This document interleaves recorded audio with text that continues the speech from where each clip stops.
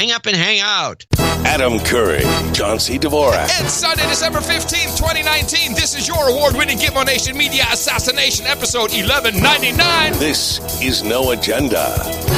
Counting down to 1.2K and broadcasting live from Opportunity Zone 33 at the frontier of Austin, Texas, capital of the Drone Star State. In the morning, everybody. I'm Adam Curry. And from northern Silicon Valley where, I don't know, the freeways out there outside the house. I'm John C. Dvorak. It's Crackpot and Buzzkill in the morning. Now you know why I keep you lower. Your levels have to be lower because there's nothing good coming out. You're doing what? I'm keeping your levels lower, man. Hello? I have a couple projects Okay. I want to discuss. Okay. One of them, I'm making this at the beginning of the show so people will say, oh, okay, I can help. And they'll send me mail to john@dvorak.org. Okay. No. What they'll do is they'll send it to adam@curry.com saying, I couldn't find John's email address. That's what they do. Yes. Yeah, well, adam@curry.com is probably easier than john@dvorak.org because you have to actually spell Dvorak and remember it's an org, not a com. Yeah, you got to think about it. There's two things different. Mm-hmm. So I want to put together, and I think you can help me with this, and I know the audience can, especially any that have millennials in the household. Yes. I want to put together the definitive list of millennialisms. And what I mean by that is the things that they're associated with. Top of the list, avocado toast. Now, can I ask you, what would the point of this project be? So I can have a definitive list in front of me. I think it's going to have some value. Okay. Drop in teas. What? Drop in teas. I don't know what that is. Important. Drop in teas. Oh, dropping teas. Yeah, drop in teas. I thought you were just saying drop in teas as some sort of a PG tips that you that are, I don't know. No, dropping teas. Important. Well, which, by the way, started with racists. Someone pointed out to me. That's where the T first started dropping. It's no longer racist. Let's make this a game then. I'll give you one, you give me one. Oh, I wasn't prepared, but okay. Avocado toast. I just gave you racist. I gave you dropping T's. Next. Okay. Bone broth. Bone broth? No. No. Oh, yeah. No. I don't know anything. Yeah. Okay. Small batch. I got small batch. Well, you didn't call it. You didn't get it. Okay. Artisan. Damn, I'm stuck. Let's just get the show started. Oh, man. Anyway, let me give the list so that people won't have to duplicate the effort. Yeah. What you're hearing here, John, is our meetup from yesterday. This is what you do when you get No Agenda producers together at the Lone Star gun range.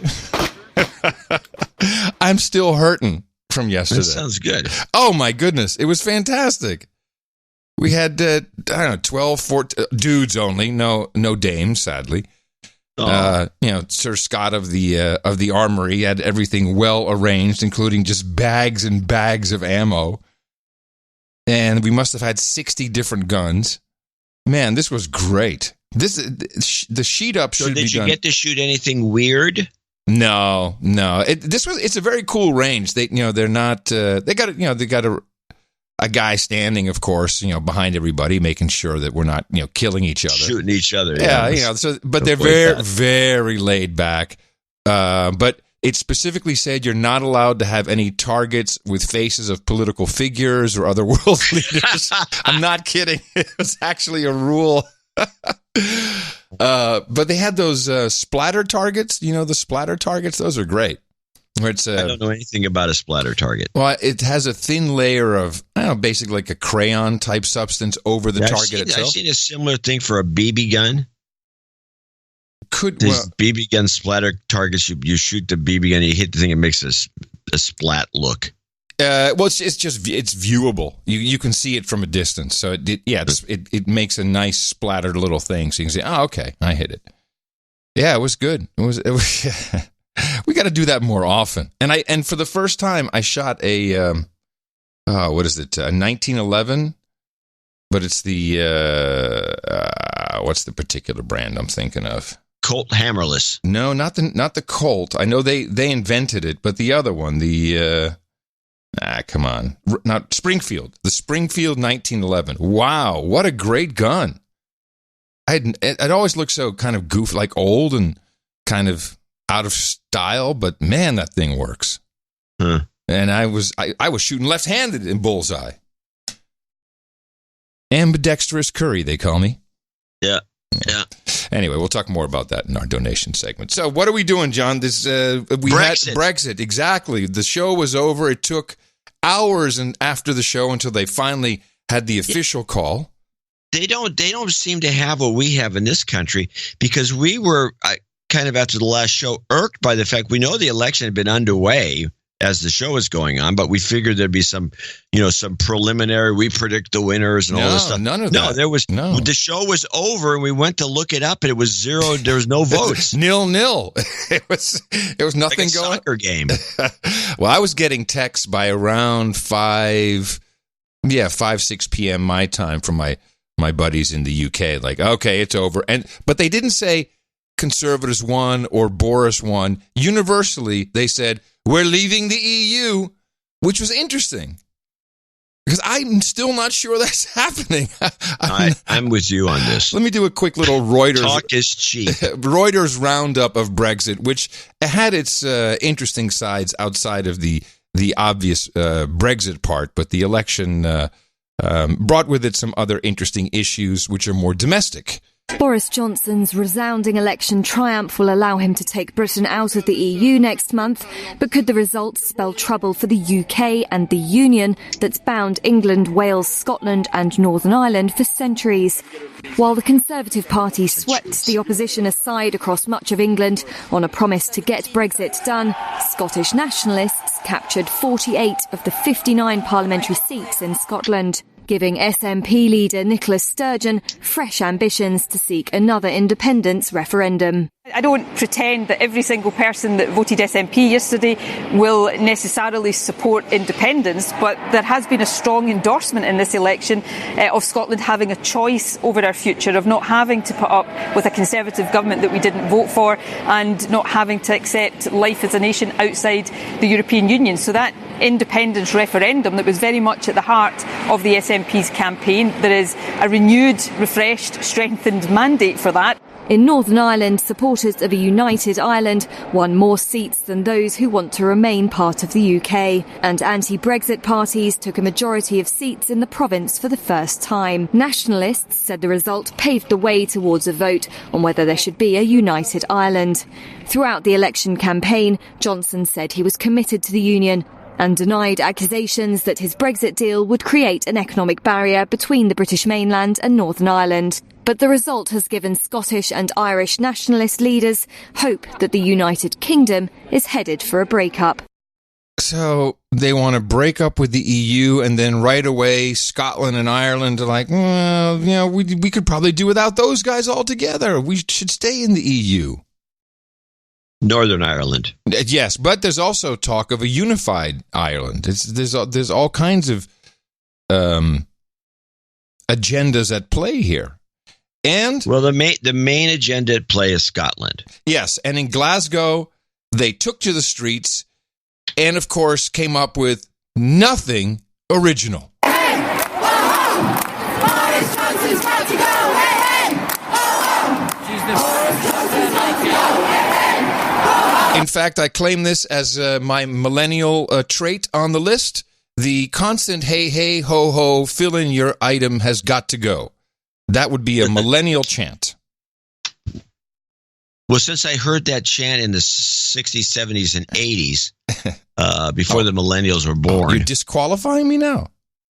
I will put it on the list in a special category. You should allow this. Special category. Okay. Yeah. All right. I'm going to call it what it is. Plagiarism. No. What is it when you steal from another culture? Oh, a cultural appropriation. Yeah, I will call it what it is: cultural appropriation. They stole this from the boomers. That's not cultural appropriation. It's generational appropriation. There we go. New term. There we go. We got it. All right. That's trademark it. Got to trademark everything these days. Okay. Generational appropriation. Very good. Well, what did you have from Brexit? Because all I heard was Boris saying. I didn't clip the Boris, but I heard the Boris. Well, the Boris was saying we should, we deserve a break from Brexit. Does that mean they're not going to talk about it anymore, or they're not going to do it, or? I just thought he sounded like if Oxford had a cheerleading squad of men, he would be the guy. Yes. He's pointing, and he's saying, "Yes, we're gonna add more money to the NHS. Oh boy, we're gonna do this." He's going nuts. Which is the big question, because of the leaked documents from Jeremy Corbyn, is that apparently once we have Brexit done, then the U.S. is going to steal the NHS from the U.K. I mean, I'm paraphrasing, but that's kind of what the apparently. Nobody bought into that. So, okay. Now there was a couple. I have a couple. I go in a different direction. My analysis is focused on why this happened, because this is the worst defeat of Labour and the lowest number of people in that party in Parliament since 1936, with a big turnout, big turnout, right, and the biggest conservative win since Thatcher. So it was a lopsided slaughter is the only way to describe it. And so this seems to me to be what you really want to focus on. Hey, absolutely, because what could it mean for other countries in the EU or the United States in our 2020 election? I think it means a lot for the United States.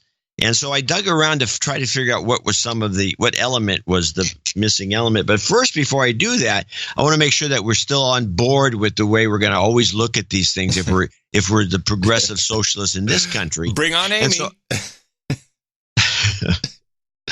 So I'm going to play a little Amy Goodman wrapping things up. Yowza. Conservative Party sweeping victory all but guarantees Brexit, Britain's departure from the European Union early next year. The party won resoundingly despite Prime Minister Boris Johnson being accused of Islamophobia, xenophobia, and sexual harassment. What? Oh my God. Whereas it's actually people in the UK were saying, well, the problem with Labour is because of the anti-Semitism of Corbyn. Yeah. No, that's not it. And misogyny, xenophobia, man, whatever else is on Trump's list. Yeah, and I also heard that the Russians meddled in their election. Oh, of course. Well, that'll come up later. And they need a Mueller report. Why don't we just give them our Mueller report? Here, just do a search and replace. Trump, replace Boris. Yeah, it'll work fine. And so Amy also decides that she's going to bring in her experts to analyze this. She brings in George Monbiot. Oh, no. Who's an unbelievable socialist. And then some woman who's, unfortunately, I didn't get any clips from her because she was on some Skype link from India. Isn't Monbiot also the Greenie, the Green New Deal guy in the UK? Didn't he? Oh, yeah, he's a Greenie. He's all over that, right? Famous columnist from The Guardian. And I thought it was so left The Guardian kicked him out. The Guardian didn't even want him. At some point, I think, yeah. Well, he's annoying. Yeah. But let's listen to Monbiot and what he has to say. If you can just respond to... Wait a minute. Is Amy there? Is she on site? It sounds like she's in the UK.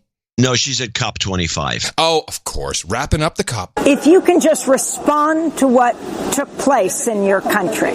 Well, it is a very dark day for everyone who believes in justice, for everyone here who wants a kinder, fairer, greener nation. Arguably the darkest day that we've had since the end of the Second World War in this country. And we've now stepped into the same political arena as the US has with Trump, India has with Modi, as the Philippines have with Duterte, and Brazil with Bolsonaro. These are very dangerous times, just when we need to confront the greatest predicament humankind has ever faced, which is the collapse of our life support systems. Our governments are in the hands of giant toddlers who just want to smash up all our public protections, our public services, any means by which the power of capital and those who accumulate it can be restrained. Wow. He really pulled out all the stops, didn't he? Yeah. Oh, yeah. End of the world. Oh, my goodness. Now, I did get an ISO from him, even though I was hoping to get something better, but I did get this. Okay, let's see what you got. Darkest day. That could have been longer because the full quote was a little. What was it? The full. I played with the full quote, and it didn't work that way. Darkest day. Darkest day. It's not bad, but the full quote was, darkest. The full quote would have been better, but he pads when he talks, so it was long, and I had to cut, and then it still was. I ended up just pulling this little ditty. Okay, so let's go to L. It's doable. It's doable. I have another one. I wanted just to see what the competitor is. The competitor I'll talk about later. Well, I got some competitors, but we can definitely talk about it later. Okay, let's talk about it later. Let's go to LBC. Meeting adjourned. LBC. Yes. And so this is Nick Ferrari's on. He did right after the victory, and he brings a Tory guy on to discuss the win. So let's listen to Ferrari on Tory win. 49. It's difficult to know where do the superlatives end. The supposed Labour red wall is. Holy crap. Where can I buy a voice like that? No kidding. That's the voice I'm looking for. 49. It's difficult to know where do the superlatives end. The supposed Labour red wall is just a pile of rubble. The Conservatives now, you can make your way virtually from the south of the country up to the doors of Edinburgh, never having to get out of Conservative territory. It's an extraordinary picture, and let's explore that further with James Cleverly, who is chairman of the Conservative Party and, of course, MP for Braintree. First off, Ms. Cleverly, congratulations to you and your team. You must be feeling very happy, but of course there is work to be done. Yes. When the Prime Minister says people want change, we must change, we must not let them down. You're the chairman. How is the Conservative Party going to change? Just to interrupt, I heard Johnson say this as well a couple times. And he said, they're going to have to adapt, but we must change as well. And therein, for me, lay the rub that something with this Brexit thing is not going to be clean. You know what I'm saying? I felt it. I smelt it and I felt it, but Boris dealt it.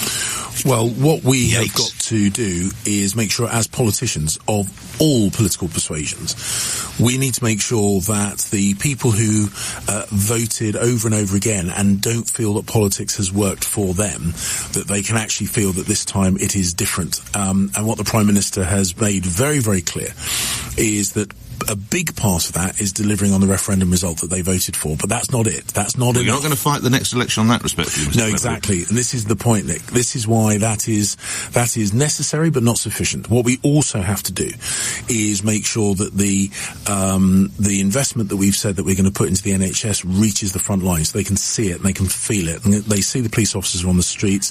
They see transport infrastructure in their towns and cities. The government is seen demonstrably. I got to say something here. I lived in the UK, and I was in the NHS, the National Health System, and I saw the issues. I saw the problems that were potential or were there already. And it sounds like somehow they're going to pin all of this on Boris and Trump and anybody else, whereas the system is kind of fundamentally broken.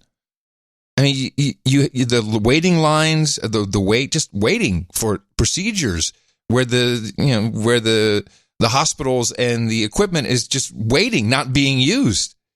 I mean, I've witnessed this. You know what I mean? It sounds like, oh, well, it's broken. Let's just make it this guy's fault. Well, I'm not sure this guy is representative of Boris, so I don't think he's trying to do that. He's a Tory. No, but he's responding. He's responding to the general claim that this is already before the election. Oh, selling out the NHS, and no one really knows what that means. But I think what'll happen is, Boris starts now. Let's just say as of January, and it's be the NHS is broke. He broke it already. I'm telling you, there's something about that smells bad. Well, the whole thing smells bad, and we'll get to that, but.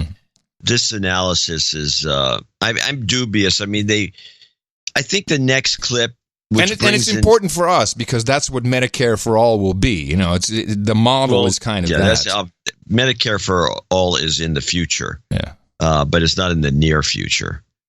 And the NHS seems to me to be kind of an isolate of the VA. Similar in style. The VA is always perpetually broken. Yeah. No matter who they put in charge, they can't fix it. And then they say somebody makes a big fuss, and then everyone scrambles around. Yeah, and they fix a couple things, and then it's all hunky still dory. This long waits and guys dying in the hall and all the rest of it. And meanwhile, other people go to the VA and think it's great. Yeah. So there's something about certain types of socialized medicine other than France that don't work well. And a lot of it has to do with, I think there's some cultural issues. But anyway, is that the end of that clip? Yes, that's the end of that clip. Okay, so now we bring in the guy from the other side. But in this case, it's a labor guy, but it's not Corbyn camp. Oh. It's the Gordon Brown camp, and this guy's an old hack. Oh, old labor know-it-all who's probably got a handle on why they had their asses handed to them, besides the fact, well, nobody listened to me. And he brings something up that nobody's discussing, so I looked into it, and I can see the analog over here in the United States, and I can see what this guy has to say to me portends nothing.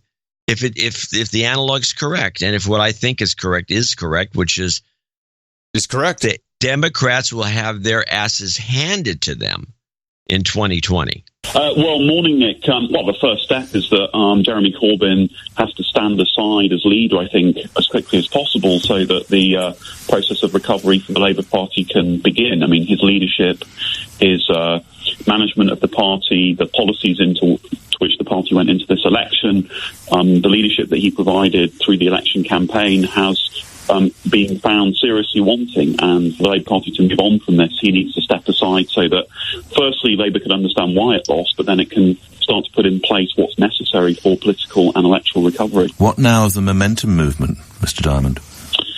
Well, I think the momentum movement is many things, clearly. It's both a policy, ideological agenda, it's also a grassroots organising machine.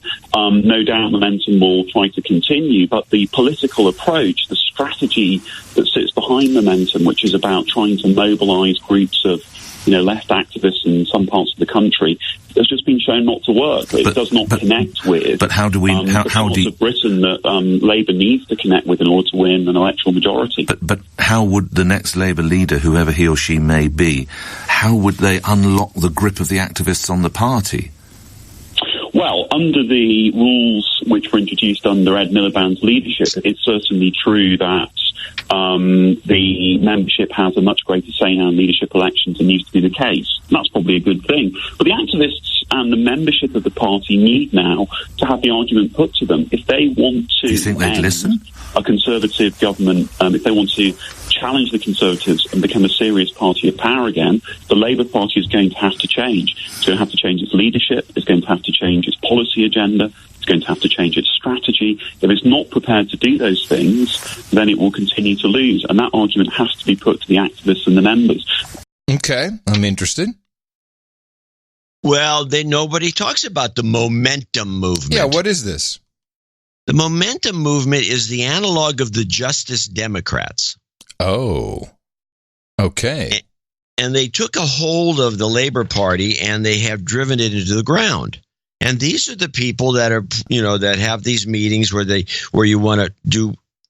This is the same crowd that is into mispronouncing, dead naming, bringing up all these social justice issues. Jazz hands instead of clapping. You name it, it's in there. And but they're really good at organizing. They're all young. They're all millennials. They go out there and they beat the bushes. And they're all socialists. And they're just like the Squad. And the Squad would be in momentum if they were over in the UK. And I'll just read a couple of paragraphs. There's a good entry in Wikipedia. You just look up Momentum Organization. It first showed up around the same time as the Justice Democrats about this in 2015, at the same time that Bernie Sanders, who would be a hero to this crowd, showed up on the scene to run for president in 2016, was booted out by the Democratic machine, and when Hillary was given the job. Mm-hmm. But it's about the same time period. We're not missing too much. It could be even the same organizers. With its formation, according to the listing here, with its formation, Momentum drew inspiration from Syriza,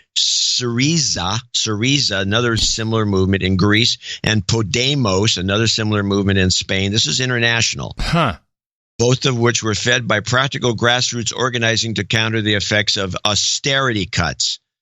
As the movement has evolved, it has also benefited from ideas from other campaigns that operate on a left-wing or progressive platform, such as in the United States with the Bernie Sanders campaign. Right. Or to become presidential candidate for the Democrat Party, and in 2016 and 2020, or Beto O'Rourke's campaign to become the Democrat senator for Texas. He's grouped into this crowd. Yeah, but this is not, obviously, this is not grassroots. This is, Soros. I hate to say it, but yes, this is the Soros funding of all these little groups. And you saw the riots. Okay, 500 people, is not a riot, but you saw people demonstrating, and their signs all professionally printed, socialist workers of the world. Right, well, let me continue with another paragraph deeper into the story. Members of the Parliamentary Labour Party, PLP, had raised concerns that groups including the Trade Unionist and Socialist Coalition, Left Unity, and Socialist Workers' Party, SWP, the Socialist Party, and the Alliance for Workers' Liberty, AWL, might attach themselves to Momentum as a means to join the Labour Party. In November 2015, Left Unity was looking into the possibility of cooperation with Momentum, and the Labour Party became because it's looking at the possibility of cooperation with the Momentum and Labour Party because it shares Corbyn's values. The SWP and the Socialist Party have denied having any intention to be involved, but they're all involved. Yeah. And what it amounts to is a socialist undercurrent. A grassroots is a term they like to use, even though it's bogus, like you said. But they're out there pounding the pavement, and that means grassroots. If somebody comes to your door and pounds on the door and says, vote for this guy, that's considered grassroots, and that's really all grassroots means. But if Soros is paying them or not paying them, it's besides the point. This is an international movement that took place in England, and it ruined the Labour Party. It's taking place in the United States, and it's ruining the Democrat Party, as we can witness by just seeing how much influence the Squad and the progressives and the Justice Democrats and all these have. A very small organization, but they've got more influence, and they've got Nancy Pelosi to knuckle under to impeachment, and they're irking the public at large with all their activism. Nobody wants this. Half of these things that they're promoting, jazz hands. No, you can't clap.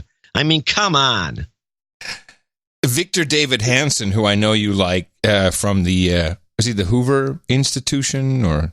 He does a lot of talks at the Hoover Institute. So, Hoover Institute. So he summed this up in like a minute 15 beautifully in this interview he did. And this, of course, is regarding the United States and the Democrat Party and how this exact same thing is happening to them, which is kind of, it's over-socialization, as was predicted by Professor Ted Kaczynski.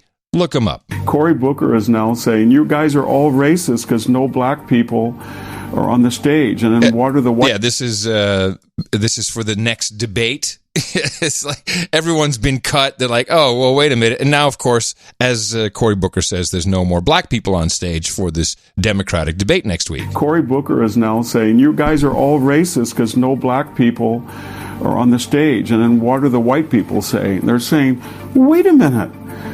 It's a free poll, and fundraising is free. And if you really like Kamala Harris and Cory Booker, black people and white people should vote for them and get higher in the polls. Our only crime is we're beating them. And then we watching this said, no, you're guilty under your own ideologies of disparate impact. Because according to your own philosophy, if the proportions of a particular profession are not reflective of the actual numbers in the population. And even if racism doesn't exist, it does exist. It's implicit. Therefore, there are 6 people on that stage. They're all white. Somebody is racist. Why do we know that? Because you told us that. And that's what happens in these revolutionary movements. Yesterday's Revolutionary is today's counter-revolutionary and tomorrow's enemy of the people. And they get into that Jacobin phase. And that's what's happening to the Democratic Party. Now, nobody can be pure enough. And what happened? They're all white, elite, wealthy people on this stage.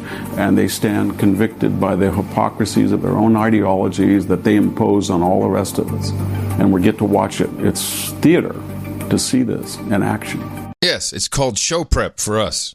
But yes, it's called Money in the Bank. It's great. What is this Jacobin phase? Do you know what that's about? The Jacobin? Yeah. I can't give it to you off the top of my head, but it's very well described in the Wikipedia. Jacobin. Okay, I'll look that one up. But there is something. Then the Democrats know this. There's something to be learned from this one-sided slaughter that just took place in the UK. And yeah, you can be Amy and Monbiot and moan and groan as the darkest days, what the public wanted. Because the public is fed up. Mm-hmm. And the public gets fed up and they do come out to vote. And the public is getting fed up with the Democrats in this country.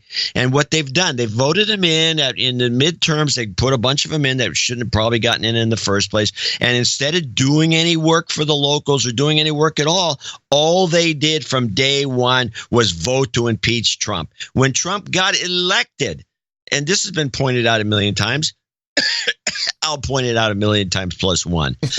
The Washington Post, on the day after he was inaugurated, said that the impeachment has begun. The guy hasn't even done one thing, and they're going to impeach him. And they made it clear they were going to do this. And so they voted these guys in, and they were voted in. They weren't voted in, I don't believe. I mean, there's probably a few people that did vote him in for this purpose, but impeaching the president is getting nothing accomplished. And I think the public at large is fed up with this crap. It is crap. Yes and no. Some people are fed up with it, but I like Victor David Hansen's assessment better. And it's that everyone's flawed. So you're going to make mistakes. It's just like Chunk Uyghur. He's running for Katie Post's slot, I guess. Whoever was the Democrat, Katie, whatever her name is, Katie Hill, I think was her name. Katie Hill, the one who was naked, and the naked Congresswoman. Yeah, I don't care. So I do, and whatever. So he's taking her spot. Bernie endorses him, and then immediately the guy gets canceled because 8 years ago because he does a lot of YouTube stuff. He did something stupid like, let's rate women by how good they appear to be able to give blowjobs just by looking at their face. Okay, it's a bit. 8 years ago, I didn't even hear it in context. It might have been funny, but now and of all people, Chunk, who is insane. He does have a legitimate right to run for something because he's been a part of the Justice Democrats. He was the founder. Yeah, he's a former Bernie bro. And the cancel culture goes to work immediately, and Bernie has to renounce his endorsement. That's what's happening more than the people are fed up with it. The people, if anything, are just tuning out. I think they're fed up.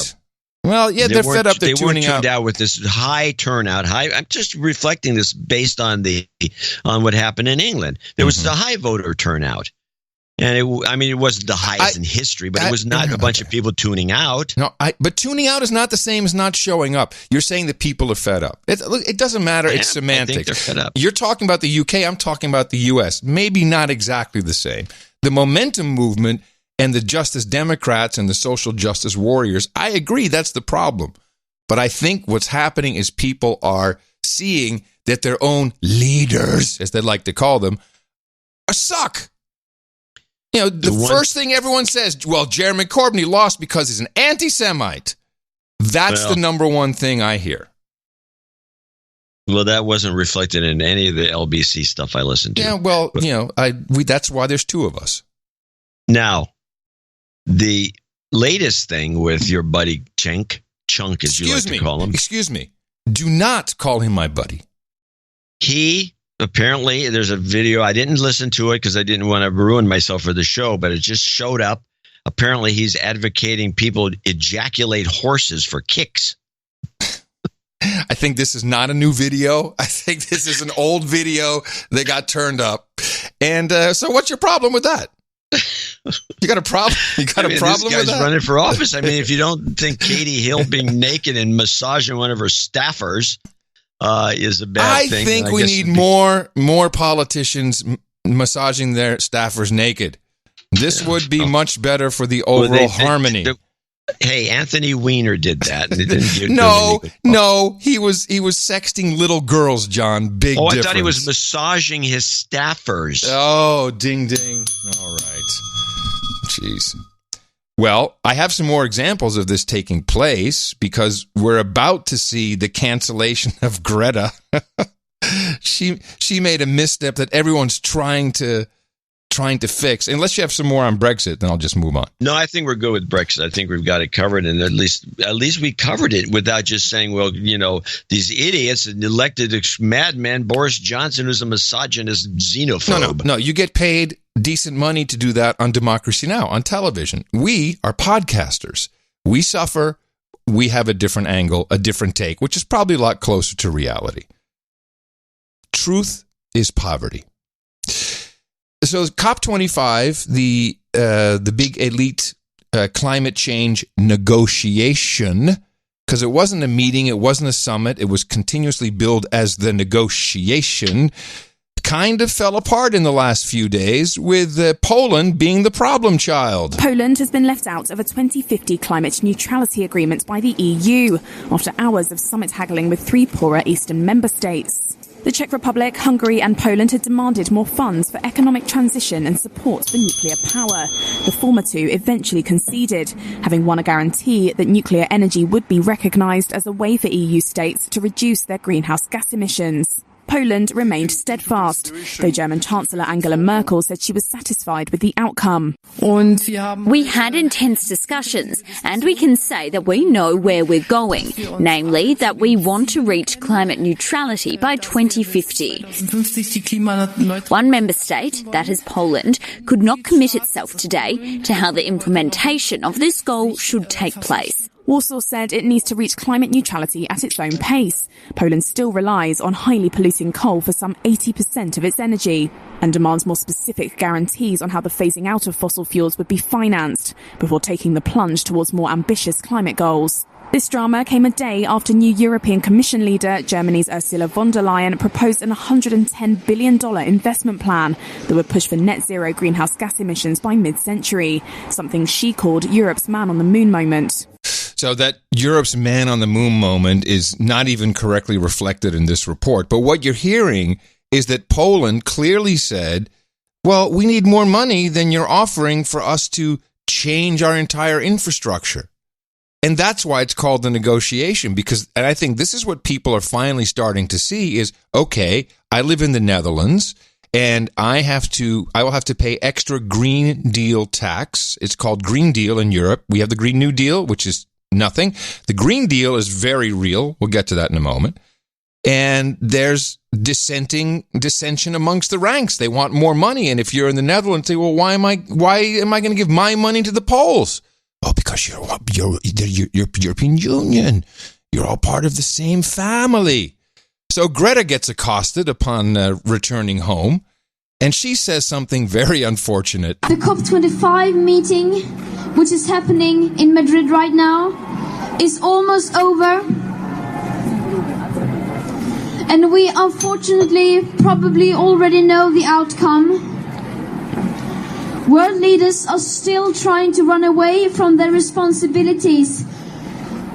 But we have to make sure that they cannot do that. We will make sure that we put them against the wall.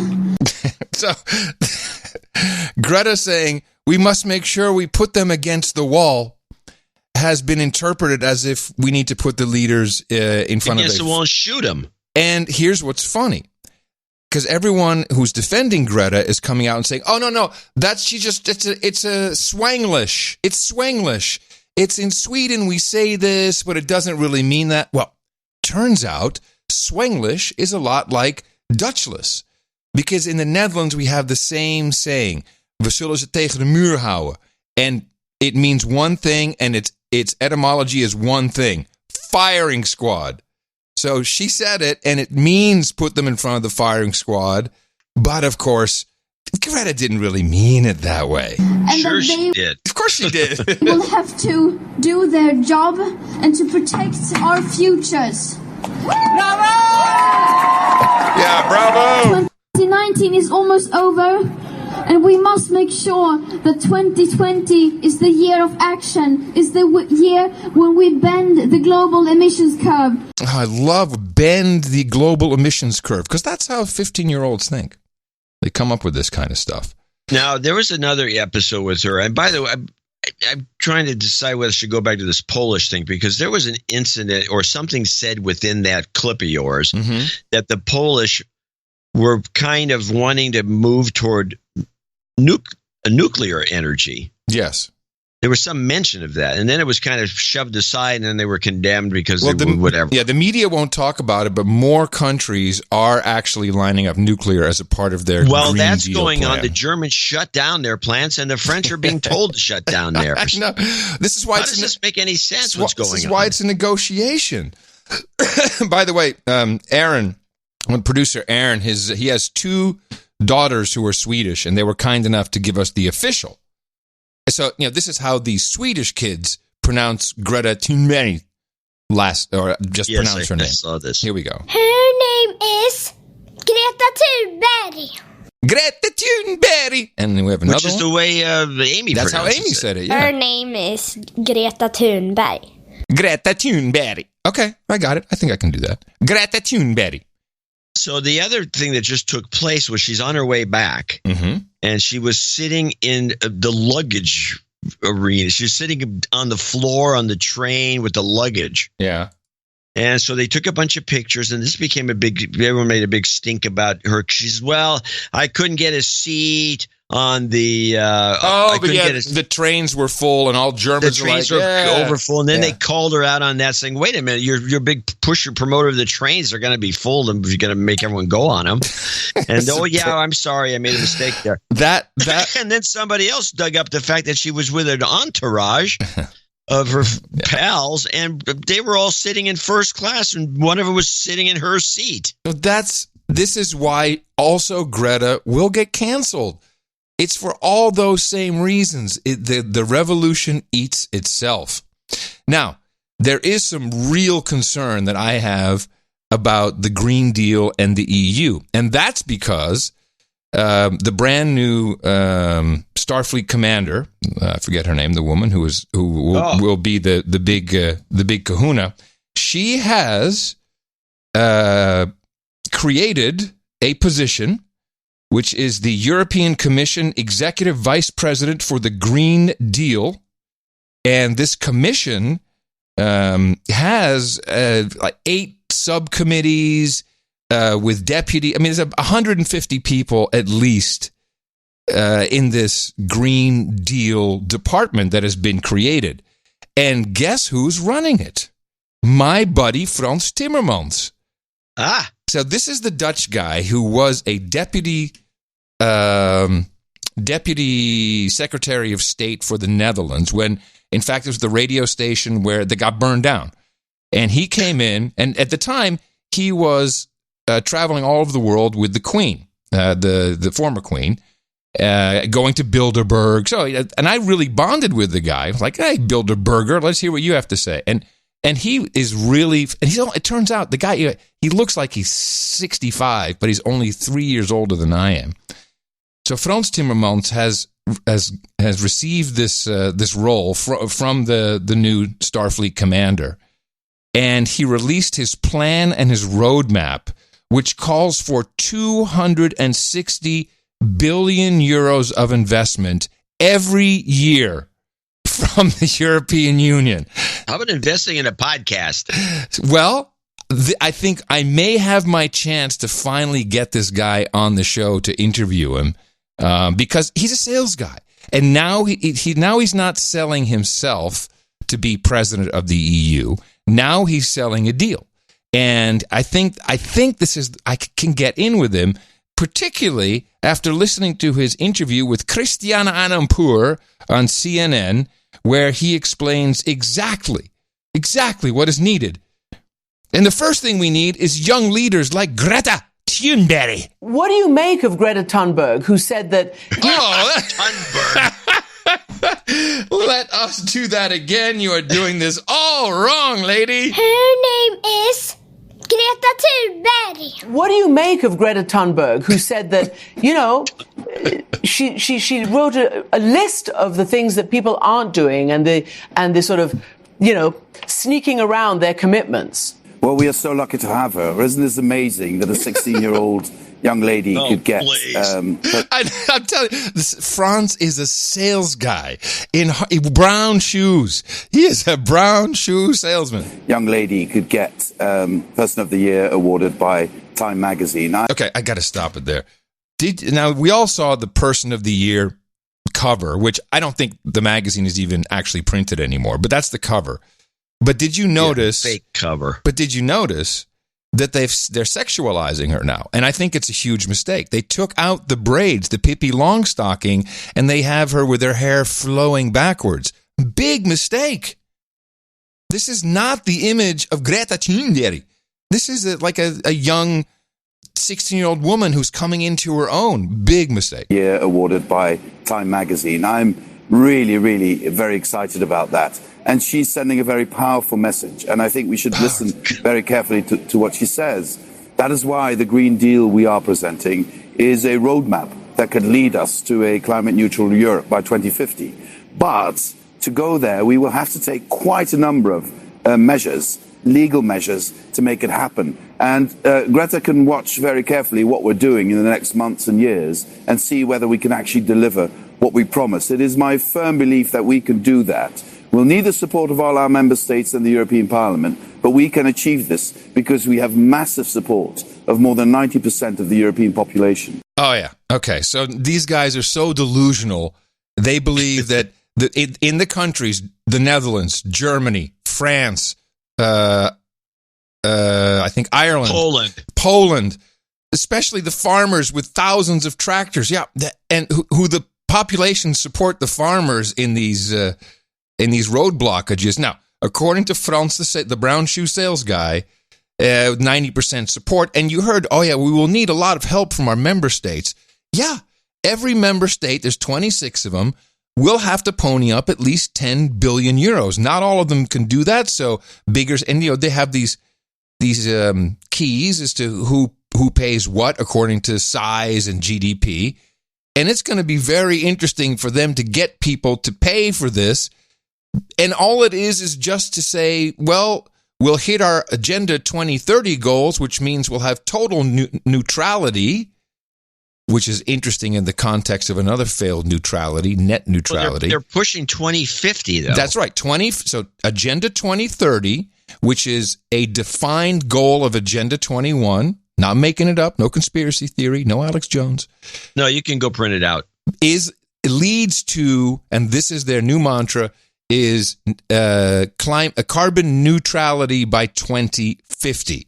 And of course, the question is, can you do it? How realistic is this? Well, if people don't understand that we need to make a paradigm shift, that we really need to transform our economies and our societies to face this challenge. Yeah, which means giving stuff up, slaves, means it's going to be cold in the winter and hot in the summer.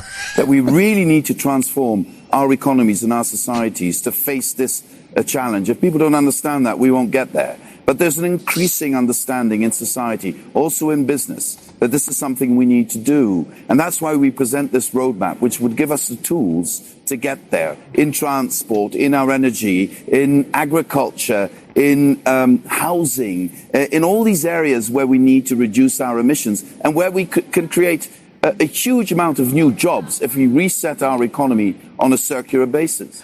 What does that mean? We need to reset our economy on a circular basis. Didn't he say? No. Did he say circular or secular? No, he said. I'm pretty sure he said circular. Let's listen again to the end.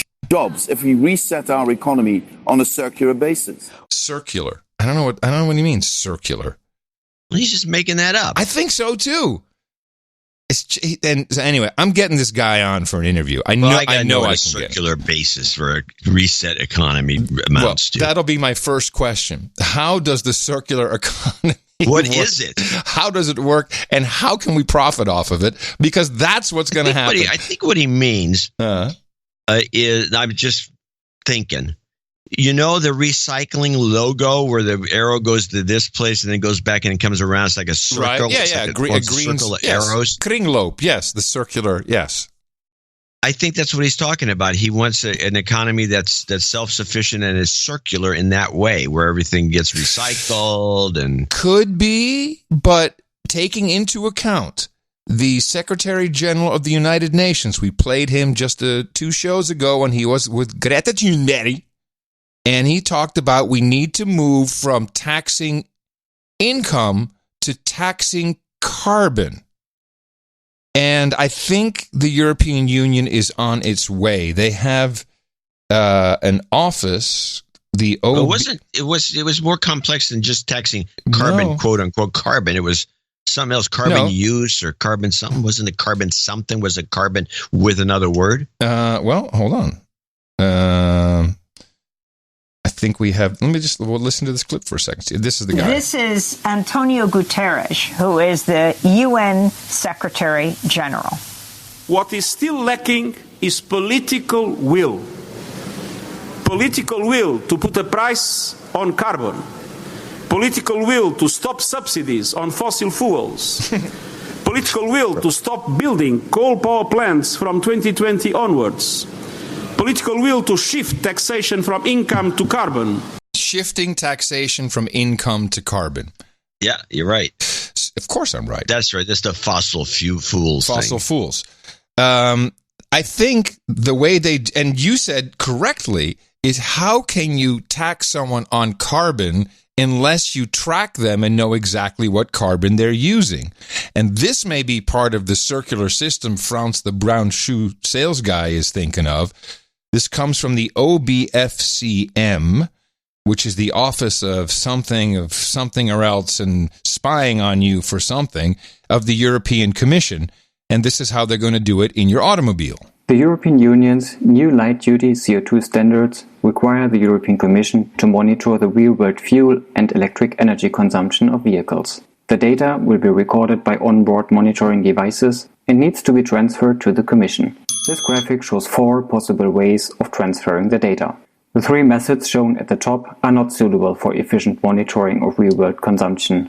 The first option, periodic technical inspections, is for new vehicles only mandatory after 4 years and would therefore unacceptably delay the data availability. The second, roadside spot checks, would be prohibitively labor-intensive to perform. The third method, collecting data from managed fleets, such as rental companies, is not likely to produce data that is representative of the market. Automatic over-the-air transfer would allow for regular fleet-wide collection of the data. Automatic transfer would also shift compliance responsibility to manufacturers, minimize the risk of human errors, and could make use of existing vehicle telemetry hardware. Furthermore, it would be suited for future applications like onboard emission monitoring.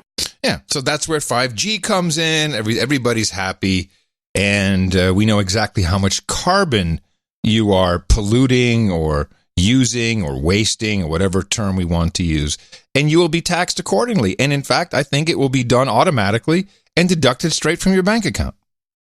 Done. Well, that's the way to do it. That's clearly where it's going. And you drive around and you got a monitor. It's like having a little bracelet around your ankle. That's next. That's also coming. Yeah, that would be next. And coming. the car is your spy. It's your personal spy, and it's spying on everything you do, telling everyone where you're going, how much you're spending. Did you start the car up too many times? Which, by the way, which reminds me, is anybody else but me annoyed by these idiotic cars that start every time they stop at a stoplight? Well, that is you know why this is, right? This came from Europe. Because it saves so much gas to keep starting your car over and over. Well, it does save on emissions. I wouldn't say it saves on gas. The reason why that is in luxury vehicles but also in the Netherlands in small vehicles is that is the only way these companies can get their cars to the required emission standard.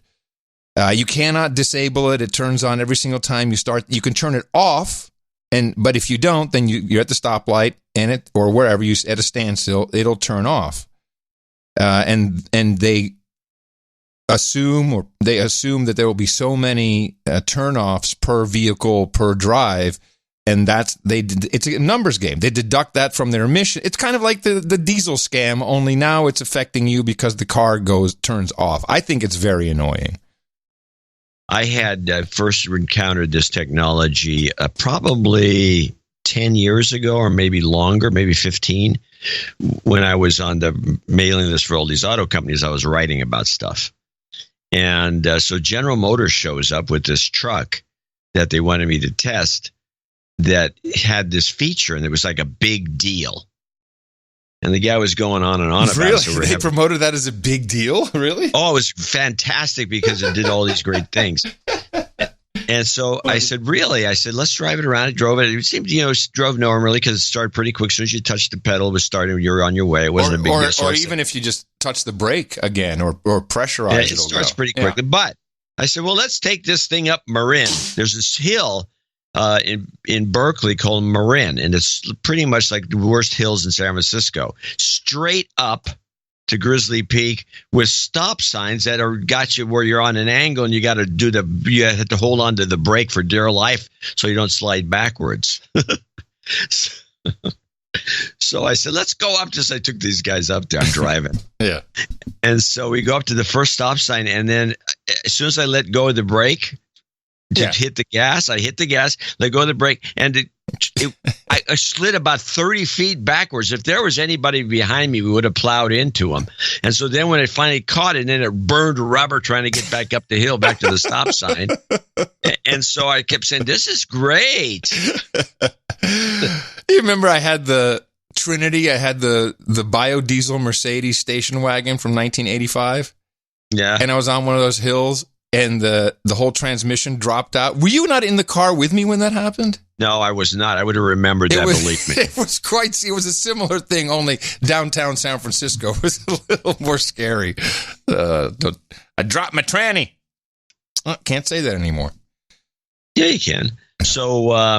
So these guys, this idea, anyway, it just galls me, but this idea of tracking, I've been predicting this for 20 years or more, that the smog checks are part of this scam. Eventually they'll be giving you posthumous tickets for all the speeding you did and all the illegal moves you made based on that. I'm sure the software is being worked on as we speak. Oh, it's already there. And this is what Tesla has, all of that. It's all in there. And they're tracking everything you do. They just haven't given it up yet. No, they will. Well, and I think this is a part of certainly for the European Union, this is a part of the New World Order. And I got to tell you, amidst all of this impeachment and FBI, FISA, spying, and this, of course, as we know, in the United States of Gitmo Nation, there's no other news. But there was news, and I'm concerned because it goes back to a very old theory that we talked about in the beginning of the show, which was the roll-up of the New World Order. We'd have the European Union, which has basically happened. They're still trying to bring in a couple other countries into the European Union. Then we'd have Eurasia, and then we would have the United States of North America. And then those three would come together in the Trilateral Commission. And then above that, we would have the New World Order global government. And, it was laughable until the European Union actually did that, and a couple other things started to happen. And amidst all of this, we had I'm not even sure where, I think it's a bill was signed, a resolution, yet not ratification, but there were amendments made to the USMCA, that is the United States, Mexico, Canada trade deal, which is meant which is meant to replace the North American Free Trade Agreement. Yet, just looking at how jitty all the Democrats were when they said, "Oh, look at what we've done. Oh, this is our bill. We've done it. We've created this fantastic." This is something that President Trump has been calling for years. He says that he created it. The Democrats then all of a sudden say, well, we passed this in the House and we're great and we did everything. And that everything is a whole bunch of amendments, which I've only just started to read. But I did find this podcast, thank goodness for the podcast, from New America Magazine, no doubt right-wing outfit. But this guy at least gives us some idea of what is in this document. And it, by the way, is marked up already in the show notes, along with Frans Timmermans' Green Deal, so we can all look at that together. But listen to this guy who talks about the USMCA. Negotiated by U.S. Trade Representative Robert Lighthizer on behalf of the Trump administration, the United States-Mexico-Canada Agreement, or USMCA, purportedly intended to replace the 2.5-decade-old North American Free Trade Agreement, is part of a much broader agenda that will end the sovereignty and independence of the United States and eventually submerge the U.S., along with Mexico and Canada, into a regional integration scheme similar to that of the European Union. On Tuesday, Ambassador Robert Lighthizer, Canadian Deputy Prime Minister Chrystia Freeland, and Mexican Deputy Prime Minister Jesus Said met in Mexico City along with Mexico's President Andrés Manuel López Obrador to sign new amendments to the USMCA. Officially titled the Protocol of Amendments to the Agreement between the United States of America, the United Mexican States, and Canada, is a 27-page document of amendments to the USMCA that were negotiated and added to the agreement at the insistence of Speaker Nancy Pelosi and House Democrats to garner their support in order to fast-track the trade scheme in the Democrat-controlled House of Representatives. This new agreement pushes an agenda that is progressive, as Freeland described it, using the guise of trade to enact progressive policies across the continent that will somehow make North America more competitive as a region. And therein lies the true intent and purpose of the agreement, to merge the economies and policies of all three countries into a single North American region, much like the European Union. Now, I believe this to still be the actual plan. I don't know if we'll get the Amero. I'm waiting for that. I'm still remember that? Remember a couple of years back? It's like, we're going to wake up one day, the dollar's going to be gone. It's going to be the Amero. I had a picture of the Amero in last newsletter. Really? Oh, excellent. Well, so the Democrats change stuff, and I love it whenever they call it the protocols, because that's the stuff that I found in the Lisbon Treaty that was, the so-called Constitution of the European Union, but had all these protocols where you can be arrested and driven out of town and tar and feather you and whatever else they want to do. And where is our president? Is he on board with all this? Is this the idea? Is it just about trade? Because I'm starting to read it, and there's a lot of protectionisms. Well, we can do this with cheese. We can't do that. And there's a lot of different things very similar to the European Union's documents, also not dissimilar from TPP or any other global arrangement. And I'm skeptical about how great this is going to be for America. Well, maybe that's the whole idea. Maybe Nancy Pelosi and the boys put this together, threw something together, and then did the impeachment thing to keep Trump distracted. It's like, look at the shiny object. Look. That is and did absolutely, this in the background. You're right, because I'll give this president a lot. But for that kind of detail, no. I don't. Unless someone's there saying, hey, this is what they're doing, he's not going to read it. He's not going to sit down and read this. I don't trust it. I think it's a problem. He's not supposed to. It's Wilbur and Ross and all the other boys that are supposed to read this. I don't trust them. Supposed to look at it. Wilbur. Well, with a name like Wilbur. And that's the most New World Order name I've ever heard, really. Who else is named Wilbur? So I will be looking into these 28 protocols to the amendments, because I'm very skeptical as to how great this is going to be. And there's a couple of gems. Yes. With that, I would like to thank you for your courage and say in the morning to you, Mr. John C. Dvorak, the man who put the C in the USMCA agreement. Yeah? Yeah. Well, in the morning, you and Mr. Adam Kerr. Also in the morning, all ships at sea, boots on the ground, feet in the air. Subs, in the water and all the dames and knights out there. And in the morning to Le Troll Room. Hello, trolls. Good to have you here at noagendastream.com, which is very much alive, contrary to some Dutch tweets I saw. It's like, you guys are nuts. This is very much alive. The No Agenda Stream is kicking ass. It's where we have shows 24/7, and you can find out what's playing, what the shows are. I think gitmolist.com has an overview of that. It's where the trolls hang out in the troll room, troll each other, troll the shows, but there's never triggering. It's just trolling. Trolling, no triggering. It's all good. NoAgendaStream.com. Also, are you mumbling about something? Yeah, I just counted to 9. The Zephyr just went by. 9 cars? Economy is... well, teetering, I think more important than 9 cars, it's an hour late. In the morning to Thorin. Thorin, who... had a change of job, so he has not been able to do art for the show for quite a while, since he no longer can listen live. But we just didn't find anything particularly super compelling in the last round of art for 1198. The title of that show was Self-Certified. And we just went hunting through the evergreens, and that's where we found No Agenda, Donating is Love, in a beautiful 8-bit rendering by Thorin. In fact, this was, I believe, one of the oldest images. Let me take a look here. Of late. Yeah, but I mean, we're talking seriously like... I think it's in the 300s. Yes, and we're up to 12,000 by now. So, so we really went back, but it's a beautiful piece, and I don't know why we never used it before. But thank you very much, Thorin, for participating at the time, and just goes to show how great the art generator really is, because we can pull stuff from it even when we don't have the right submissions, but we do love seeing what you artists do. Go to noagendaartgenerator.com. We're very happy to fawn over you when your artwork is chosen for the show, and it really helps us, especially now that iOS 13 updates album artwork. People are seeing it, and children all over the world are happy. There's some truth to that. Yes, particularly the children. All right, so let's start off with a couple donations here. We have a pretty good showing for the executive and associate executive producers for today's show, $11.99. Okay. Starting with Anonymous.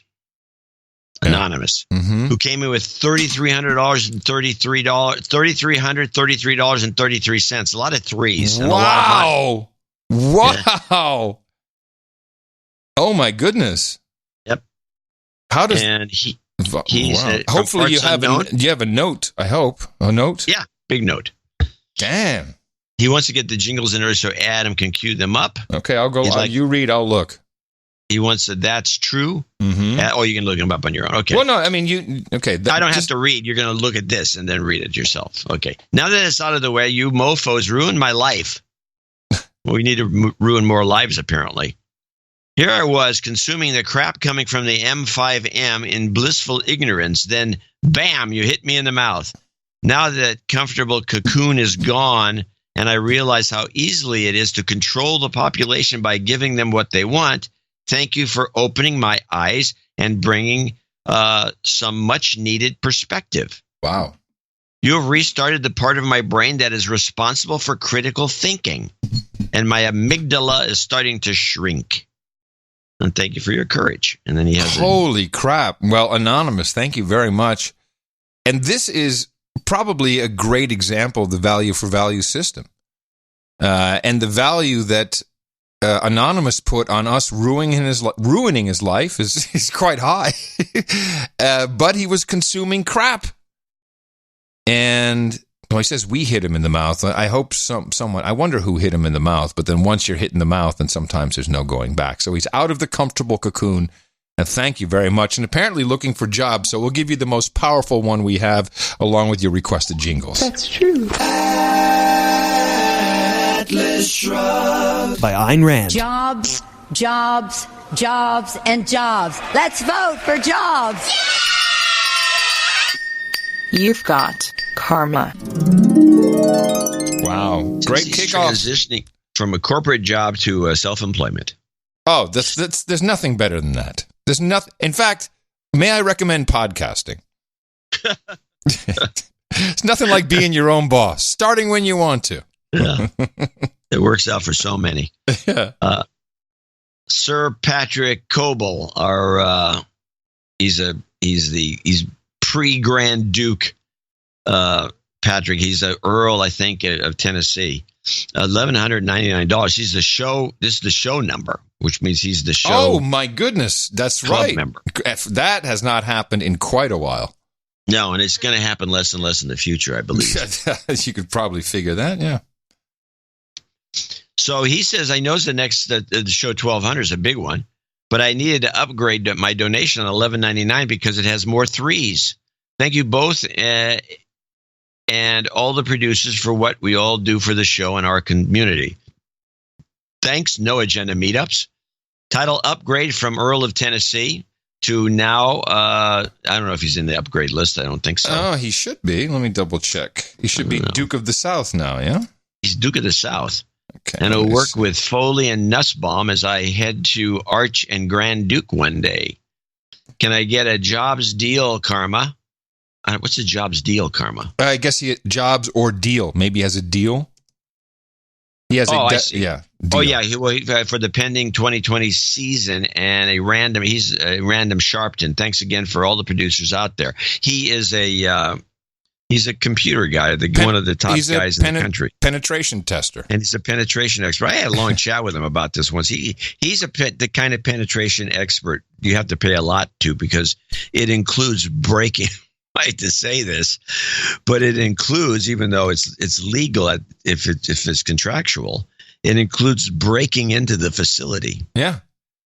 Yeah, he's the kind of penetration expert you have to pay up front. So we've got your change noted, and I'll throw out a nice Sharpton for you because, hey, man, you're the Duke of the South. And we will much about that be committed. So there's no real conflict. Michael Druniak, including Lincoln himself, Daniel Day-Lewis. Behind Monica Lewinsky, the one and only Trey Songz is here. But Allison Lundergan Grimes, Gina De Jesus. When Gina De Jesus, Tea Party challenger Matt Bivens. People don't want to have their Social Security overall. The Republican savior, Mark Rubio's big night in evolution and Galileo. I mean, this whole thing of Galileo. America's changed. Changed. Unless IT and Skillets, President Putin doing something similar back in, it won't change this fundamental fact about the GOP. Just how absurd these attacks is. Nearly 6 months after the dangerous traffic jam, the Thai military says, my friend for many years, Ilyana Van Zandt. Jobs, and jobs. Let's vote for jobs. You've got karma. Fresh Sharpton. Nothing like a little Rev Al on a Sunday morning. Yeah, it's a gift that keeps on giving. Sure is. Next is circumvent the law in Brisbane, Queensland at $500 in dollaroos. It actually came in a lower number. This one came in earlier. This is not really for this show, but this was a wire transfer a company called WeTransfer, and it went right into the bank quite effortlessly, which is a surprise. It's not WeTransfer. It's something else. It's wire transfer. It's not WeTransfer. That's something else.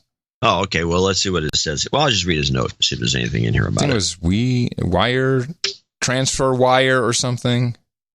Transferwire.com. Oh, I'm so good. You're the best. Mm-hmm. Thanks for the information. When I selected bank at Dvorak.org/NA, it actually opened the email instead of taking me to the link you gave. Anyway. He didn't add an S. Nice. No, I don't understand why. I have sent $500 in dollaroos, and he goes on with the details. I will send a note for Thursday's show once you confirm it has arrived. If I missed the note, I would like a jobs karma for the most amazing Dame G money. I need an anti-Alzheimer's karma for the drunkard minstrel brown knight Sir Chris, as he keeps forgetting that I attend sessions and talk to him. So in other words, he doesn't really have Alzheimer's. I should hope not. I should hope not.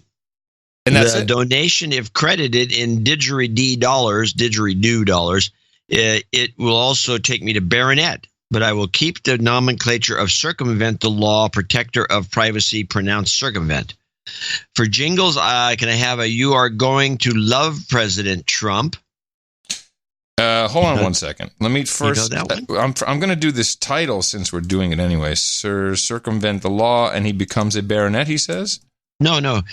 He says it'll take me to baronet, but I will keep the nomenclature of circumvent. Yeah, that's a nomenclature, but he gets the title. Okay, well, if you want to give it to me, I don't think he's going to bitch about it.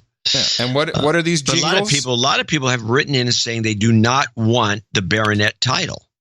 Well, it's just in title only. He can call himself whatever he wants. Just crossing the T's and dotting the I's. 2 T's the way he has it. For jingles, can I please have a "You are going to love President Trump"? What is that?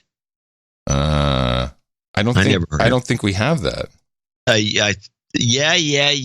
Crazy JCD. Yeah. And it's true. Well, thank you for your courage. You're going to love President Trump. I don't remember that either.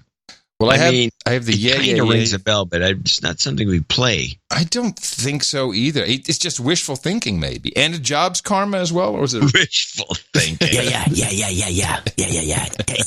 out that one. Yeah. No. That's true. Jobs, and jobs. Let's vote for jobs. And I'll throw in a goat. You've got karma. Not messing around, man. Throwing in a goat. All right. So WeTransfer.com is, if people want to check it out, it does work. Wire transfer. I don't have all the details. I'm still going back and forth with him on how to make it work well. WireTransfer.com.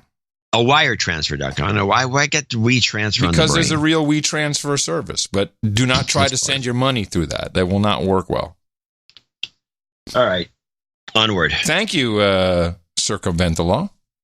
I'm glad we got that straightened out, too. And cool that it does. There is crap going on now. I was just reading Venmo, which is PayPal, is fighting with banks because banks for some reason they're saying, oh, there's a technical issue. We can't let you connect your Venmo account to your bank account.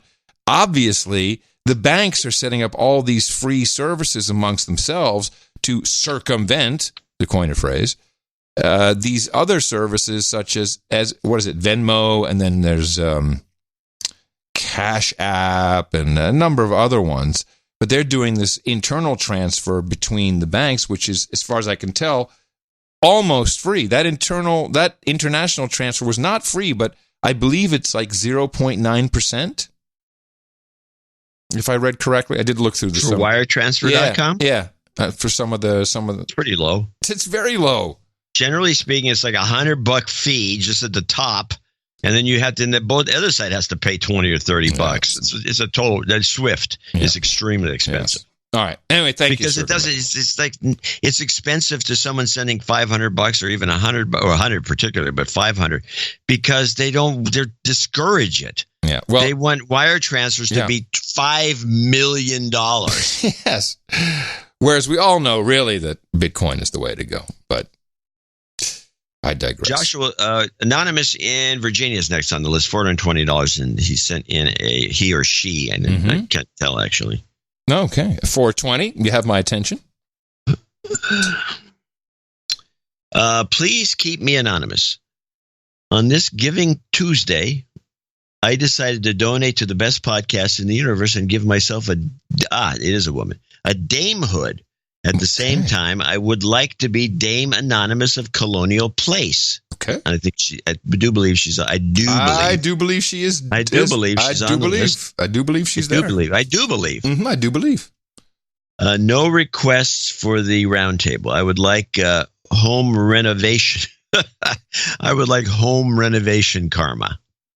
Well, that's a very good request.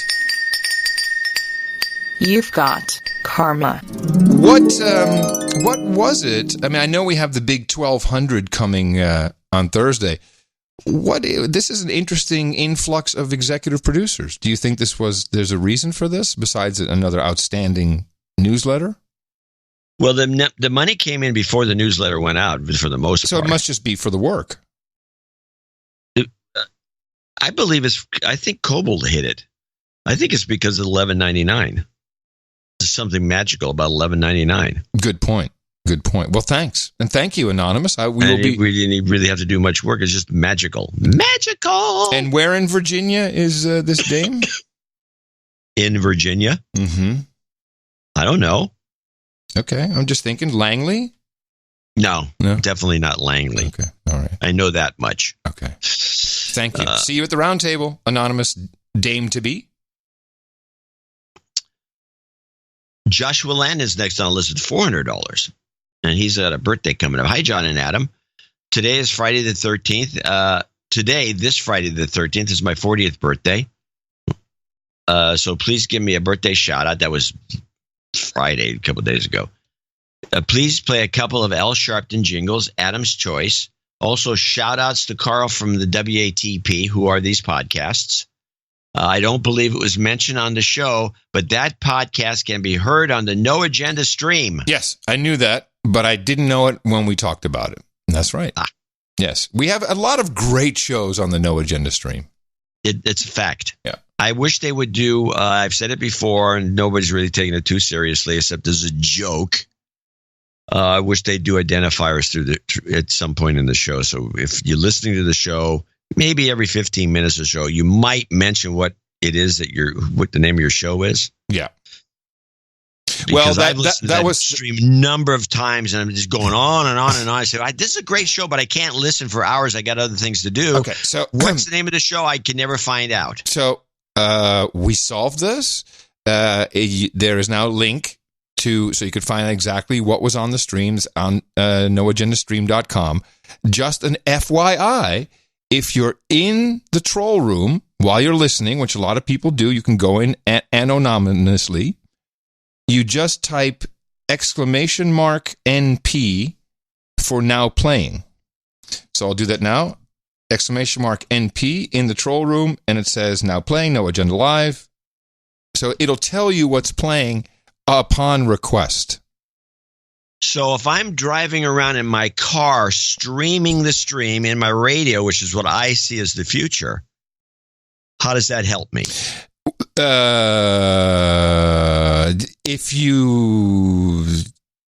I think if you listen to the stream in your car, it actually will have a metadata readout that plays continuously. Okay, now if that works, I'm happy. I think it works, yeah. I think it does work. All right. Anyway, he continues with his note. If not, it'll work by next week. He continues with his note. I do not believe it's mentioned on the show. Check it out. All the best Baron Fox bats of the Cook Islands. He's the man with the tan. The man with the tan. We got to go hang out with him. Cook Islands. Yeah, it's got to be. You know what? How does it take 20 hours to get there? Horrible. It's horrible. Horrible. Right, let's see. I got some new Sharptons. Let's see if there's anything good here. Though one candidate who made a big splash entering the race last month will be notably absent from the event. Okay, that's one. Let's see this one. And does that really matter if you are compromising the future of this democracy that we call how we run this country? I mean, I like that one. This democracy that we call how we run this country. All right, nice. Did he want a karma as well? I don't think so. Didn't say. There was no request. Okay. Onward. Thank Rudolph you very Vasselli, much, Joshua. $350.33. As an executive of episode 1146, and so on and so on, this donation gave me a seat at the round table. Please knight me Sir Rudolph Vasselli, the knight of the open source. All righty. For my knighting ceremony, I'd like some Savova, some Matan. I can't. There's a lot of Unicode here. I can't tell what it is. Well, it's Slavochevich. No. I can kind of read it. Svikova na Smetane and Slivovici. And someone else can correct me. If not, that's how it's going out within about an hour and a half. Okay. Sounds like some kind of Ruski thing. No, it could be. Or it sounds Eastern European more than Ruski, to be honest about it. Okay. And he continues. R.E. Slack, Adam, you're absolutely right about working outside of working hours. And John isn't. John has never worked in the current environment. I'm working now. Yeah, but you're not. Hello.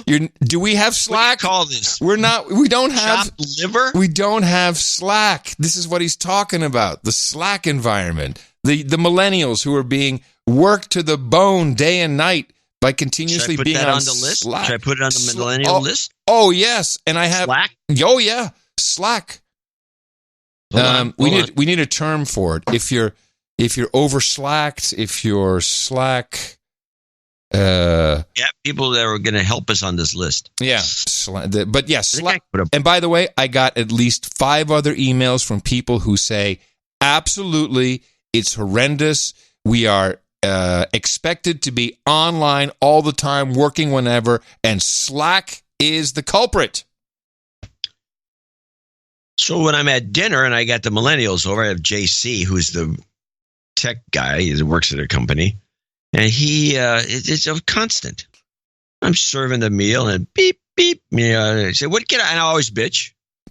Get off your phone. No, the phrase is, hey, millennial, hang up and hang out. That's the phrase, hang up and hang out. I'm using it. Now, while we're on this anyway, just stop the donation segment for a moment. And I don't know if it was Rudolph who sent this to me, but this Slack thing has gotten so bad, they now have extra plugins, extra features you can purchase to upgrade for your millennial workforce experience, and it's called Disco. And our friend Veronica Belmont is happy to promote it here. Jessica here is doing an awesome job. But I don't want to always have to wait for our one-on-ones to be able to tell her. Good thing we just got Disco. It allows us to give positive feedback in our Slack channels, right when and where great work is happening. Jessica just squashed a major bug that we've been working on for weeks. So I'm going to give her a star in our engineering channel. That way the entire team can pile on with emoji reactions, animated GIFs, and other words of encouragement. This is what's happening, John. So wait a minute. I've nailed it. They're taking these teenagers and young adults back to kindergarten with a little star on your forehead when you were peaceful and quiet during quiet time. No, yeah, that is pathetic. I don't have to. Also, you know what the problem is? You can tell that she's screwed up because she said GIF. Instead of obsessing about that, this is really interesting. There's something going on and you're seeing it in your own household. Ask JC. Ask him if he got a little Disco Slack, if he got a Disco Slack star, and did he feel good about it? And did the rest of the dev team pile on and send him all kinds of animated GIFs? That is pretty pathetic. I told you. And it is very kindergarten. I think that ended. I think that ends, if I'm not mistaken, I can remember my grammar school years. I said grammar school the other day in front of me. What's a grammar school? What? It's like getting stickers. Like, good job. Here's a sticker. You used to get you could see stars and stickers, or and a then lollipop. I think by the 4th or 5th grade, this is my experience. Yeah. By the 4th grade, it went to a lettering system: A, B, C, D, F. And then it stayed that way. It never went back to stars. So why is it going back to stars now that people are in their 20s? Are they that pathetic? And maybe that's the projection that we keep hearing, that you always, because of that Dutch saying, whatever I say, you are, I am, is the projection we're getting when we hear George Monbiot mention all these world leaders and saying they're all in diapers. Because this group is the ones that are in diapers. George Monbiot's in diapers. Mm-hmm. Yeah. All right. But I'm telling you. Oh, there's no winning. We don't like to foster a competitive atmosphere, but we laugh a lot. Now everyone hug and share a secret. And let's give everyone a Disco Slack. I don't have time for my one-on-one, which is scheduled through the scheduling system. Oh no. So I'll just hand out a little disco. sad, John. Sad. Hey, kids, I've got emails from people at Ring. Ring is apparently the worst environment for this. Curiously, I have a Ring clip today. Good. Well, let's continue with Rudolph because we Rudolph. Let's get back. Okay. For my night, he's okay. We got that for Slack. Adam, you're absolutely right. John's wrong. Wrong. He doesn't know what he's talking about. He's never worked in the current environment. This is not about working hard. This is about being stressed all the time by Slack/phone/MS Teams that is always active and beeping in your pocket. Beep, there you go. Beep. Your own son has this. As a director the thing is. Here we go.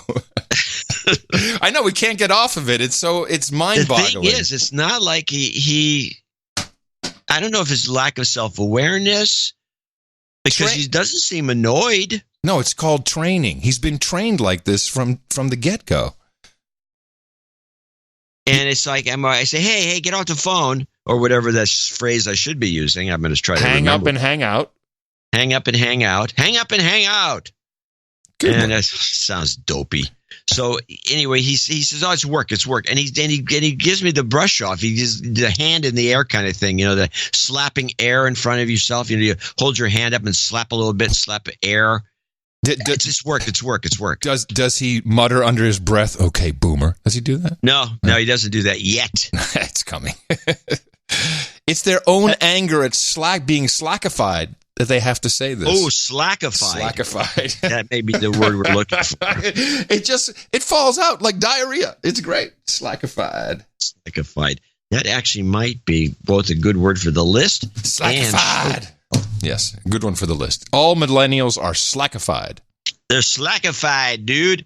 As director within a large IT corp, he continues in the UK, I always tell people in my org, turn off your phone and don't work outside of working hours since I need you fresh and well rested. If you really need or if you're asked, escalate to me. Escalate to me. Well, there's a term. There's a term right there. Yeah. Escalate to me, and I can't. No, try. I'm going to try this on Tina. Baby, if you need some food, just escalate it to me. Escalate to me, and I'll make sure that you get more than just thank you. I appeal to all managers that are listening. Tell your people the same, and be transparent and tell them that this is not better for them. It's also better for you, since a good culture and a happy employee give better results. This will differentiate you as a leader, not just another quote-unquote boss. And I really appreciate Rudolph writing in with this, or should I say Sir Rudolph to be the Knight of Open Source. What I'm seeing is an abundance of, and I think it's typically at all new company or most new companies are really technology companies. Even WeWork, I'll give them some of that because, it's the scheduling, but it's also how the employees are handled or mishandled. And I think it's a combination of open office plan where everyone has their headphones on. No one's communicating in this groovy open office space, which, John, you and I knew this really didn't work a long time ago. In fact, you're the king of building a fort out of your little section of the open office plan. You should see Dvorak. He's got stacks in front of him, got stuff on the side. He can sit there. No one can see what he's doing. You were really the king of that. But it's an open office. No one says hello when you walk in. Everyone has their headphones on, and all communication is completely outside of any context because it's only in Slack. And just like today's modern communication, where these kids have been taught in WhatsApp and text message, the only way to show the context of which you are writing is with fucking pictures, with an emoji. Otherwise, no one will know if it was a joke, is it meant lovingly? No one will know. In fact, I think if it doesn't have an emoji, it's always considered to be borderline negative. Well, no disagreement from me. All right.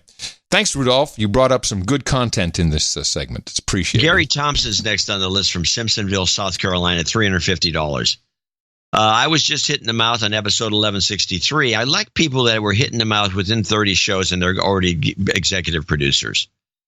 And I've been hooked ever since. Your value for value model and the way you approach the deconstruction of the M5N as happy warriors, yes, that's us, is unfortunately all too rare in today's world. For 17 years, I've passed the time during my 40 minutes one-way commute by listening to the various M5Ms.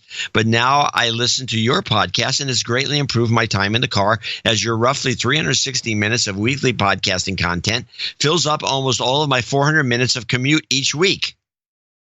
My first donation of $350 is in honor of the ppm level of atmospheric CO2 that was supposed to destroy the world. Eventually, everyone will realize that what a gigantic fraud this climate scare was, and folks like Michael Mann and Gavin Schmidt will be shown to be nothing short of criminals. Until that day comes, keep hitting us folks in the mouth. Clip request L Sharp. Wow, it's L Sharpton Day. L Sharpton, resist we much. Shut up already, it's science. And Obama, you can die, and that's true. Yes, what I would like to do first is go back to Rudolph. He actually requested a jobs karma, so I'll give him that one first. Jobs, jobs, jobs, and jobs. Let's vote for jobs. You've got karma. But resist we much. We must and we will much. About that, be committed. Shut up already. It's science. You might die. That's true. There we go. Nailed him. Yes, jobs karma we did. Should have. That's all right. Sorry about No, that. we took care of it. Another anonymous donor in Chicago, $333.33. Okay. Let's say somebody's balancing their budget. I'm a first-time donor, $333.33. I need a de-douching. I'd also like to... You've been de-douched. I'd also like to call out my buddy Rebel Pundit for being a douchebag.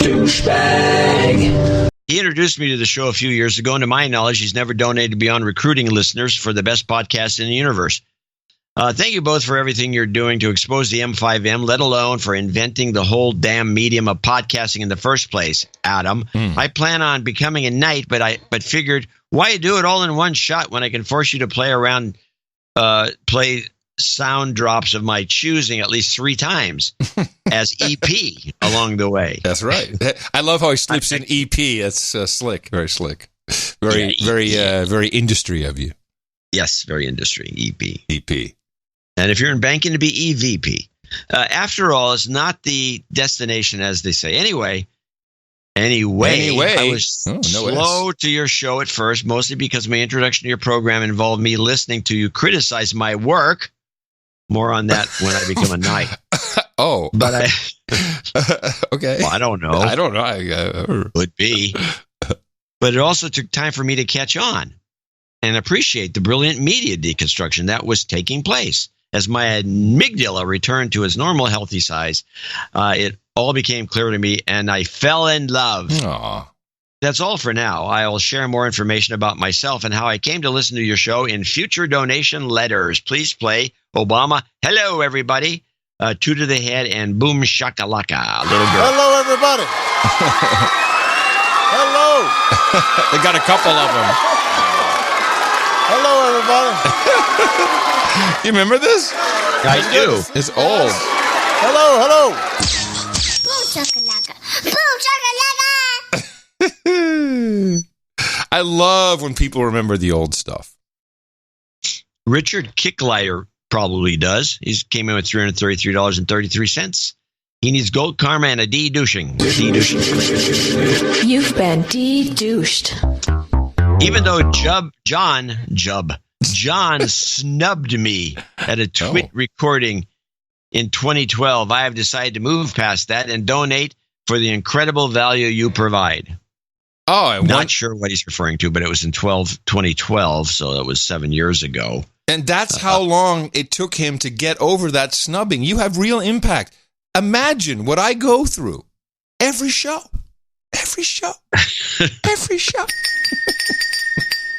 You've got karma. Niels Den Boer. Jub. What? Jub. John who snubs Jub. is a jub. Jub. Jub. Ben Jub. Jub. Niels Den Boer. 333 from the Netherlands. ITM, John and Adam. It's my magic number, 33rd birthday. Okay. On a 12/12 show day. Wow, it's amazing. Had to donate. No dedouche yet. Climate change is slowly killing my old 90s Toyota with the E10 fuel they're starting selling at most pumps in the lowlands. Yeah, you can't get away from it now. And it's you can't even buy old fuel. Yeah, it's all the ethanol stuff they're throwing in now. And I have a 69 jingle for my smoking hot wife and a karma. Thank you for your courage for the best podcast in the universe and a Groeten uit Brabant. Something. Niels and Breda, Lowlands. 69, dudes. You've got karma. You got it, man. You got it, Niels. Thank you now very we much. have this dispute coming here. Uh-oh. It's from Robert Fittler. Uh-oh. Dispute. 333, period, in Pittsburgh. Hi, John and Adam. As always, No Agenda is an amazing podcast. The quality of No Agenda is so obvious that when you try to listen to pretty much any other podcast out there, it's better. I thought I'd give my night layaway program a kick in the seat in the pants. No, I'm still not quite there. While doing a little plugging for my company, Copperline Consulting, copperlineconsulting.com. We're just a couple of dudes named Ben who firmly believe in value for value model. Well, John will likely cringe at this. I came firmly to believe in the model after reading Atlas Shrugged about 30 years ago. No Agenda has proven the model so explicitly, showing that if you offer an exceptional product, people will willingly pay to be part of it. And if there was ever an example of this in action, it's the fact that I still donate even after John insists in making irritating analogies with my last name. I can stand with rhymes with comments, but my smoking hot Jewish wife, for some reason, takes offense to that kind of thing. Gee. Wow. Thank you, Robert Fittler, for sending this in, because I, of course, totally agree with you. It's always a rhymes with. It's like an old DJ tick. Anyways, he writes. Boy, in all caps, I might add. A quick shout out to Sir Ryan Brady and his smoking hot girlfriend, Caitlin, for the great couple of evenings at the local shooting range. Ryan also did a great job with the meetups here in Pittsburgh. As to my best friend, Tony Turigny, who turned me on to the show back around show 100, I would like some Fear is Freedom, AOC, Goat Scream, F Cancer for my lymphoma, and some of the Trump Pelosi jobs karma, as I'm likely to be approaching the end of my 11-year contract here in Pittsburgh and will need some sweet, sweet karma to keep paying the bills. Here's looking for many more years of No Agenda. Robert Fittler, Doug in Pittsburgh. Okay. Thank you very much, Robert, and thank you for this wonderful note. It's interesting that people always say fear is freedom. Oh, yeah, okay, this is the AOC Revolution. That's what it is. That's the Fear is Freedom one. We got that one. Well, thank you, and we'll gladly hand out some F Cancer for you. I hate that shit. Who here is ready for the revolution?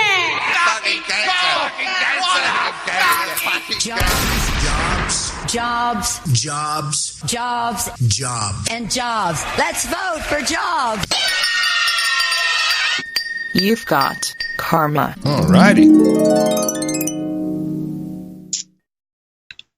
Was that the appropriate jobs karma? Yes, asked for a Trump Pelosi jobs karma. Okay. I pay attention. Now, did he want Fear is Freedom and then? No, it's what he means is the Fear is Freedom AOC. That's the one that I played, which is... Who here is ready for the revolution? Oh, you know what? I'm sorry. I think you're right. This is the one he wanted. I fucked it up. Sorry. We'll do it again. And why is it not playing? Okay. Who here is ready for the revolution? You pigs in human clothing! That's the one. Okay, you're right. We got it. Sorted. Sort it out. Okay. Viscountess Dame Patricia Biscayne Bay. She wrote a note. Let me find it. And she's our first associate executive producer for. And she will be the associate executive producer. 11-9er. She comes in a lot. And here she comes in. She sends a nice card. Always. And then she always puts a very small note in. I'm going to celebrate my birthday, 12/6, by contributing to, I think she's on the list. You should check, please. I will. By contributing to my main. I don't know what that means. So both of you and your families, you two are invaluable. I would love job karma for my 2 daughters. No jingles. By Countess Dame Patricia of Biscayne Bay. Jobs, jobs, jobs, and jobs. Let's vote for jobs. You've got karma. Let's follow it up by another note from Sir Donald of the Fire Bottle. Actually, technically, Sir Donald of the Fire Bottle's Count of Eastern Washington, Spokane Valley. Correct. This donation. Oh, the sun in my eyes here. Sun's out. Sun's out. What's this? What's you have that bright spot in the sky? Don't you have your green visor on? There must be global warming. This donation marks 5 years of listening to the best podcast in the universe. Sir Atomic Rod hit me in the mouth back in via his Atomic Insights podcast. Adam, please give delivery drone karma to the dames and knights for all the Christmas packages they are sending and receiving. Sir Donald. Okay. Karma, it is. Here it is. The drone's off. And hold on. And here we go. You've got karma. Delivered via drone. The future.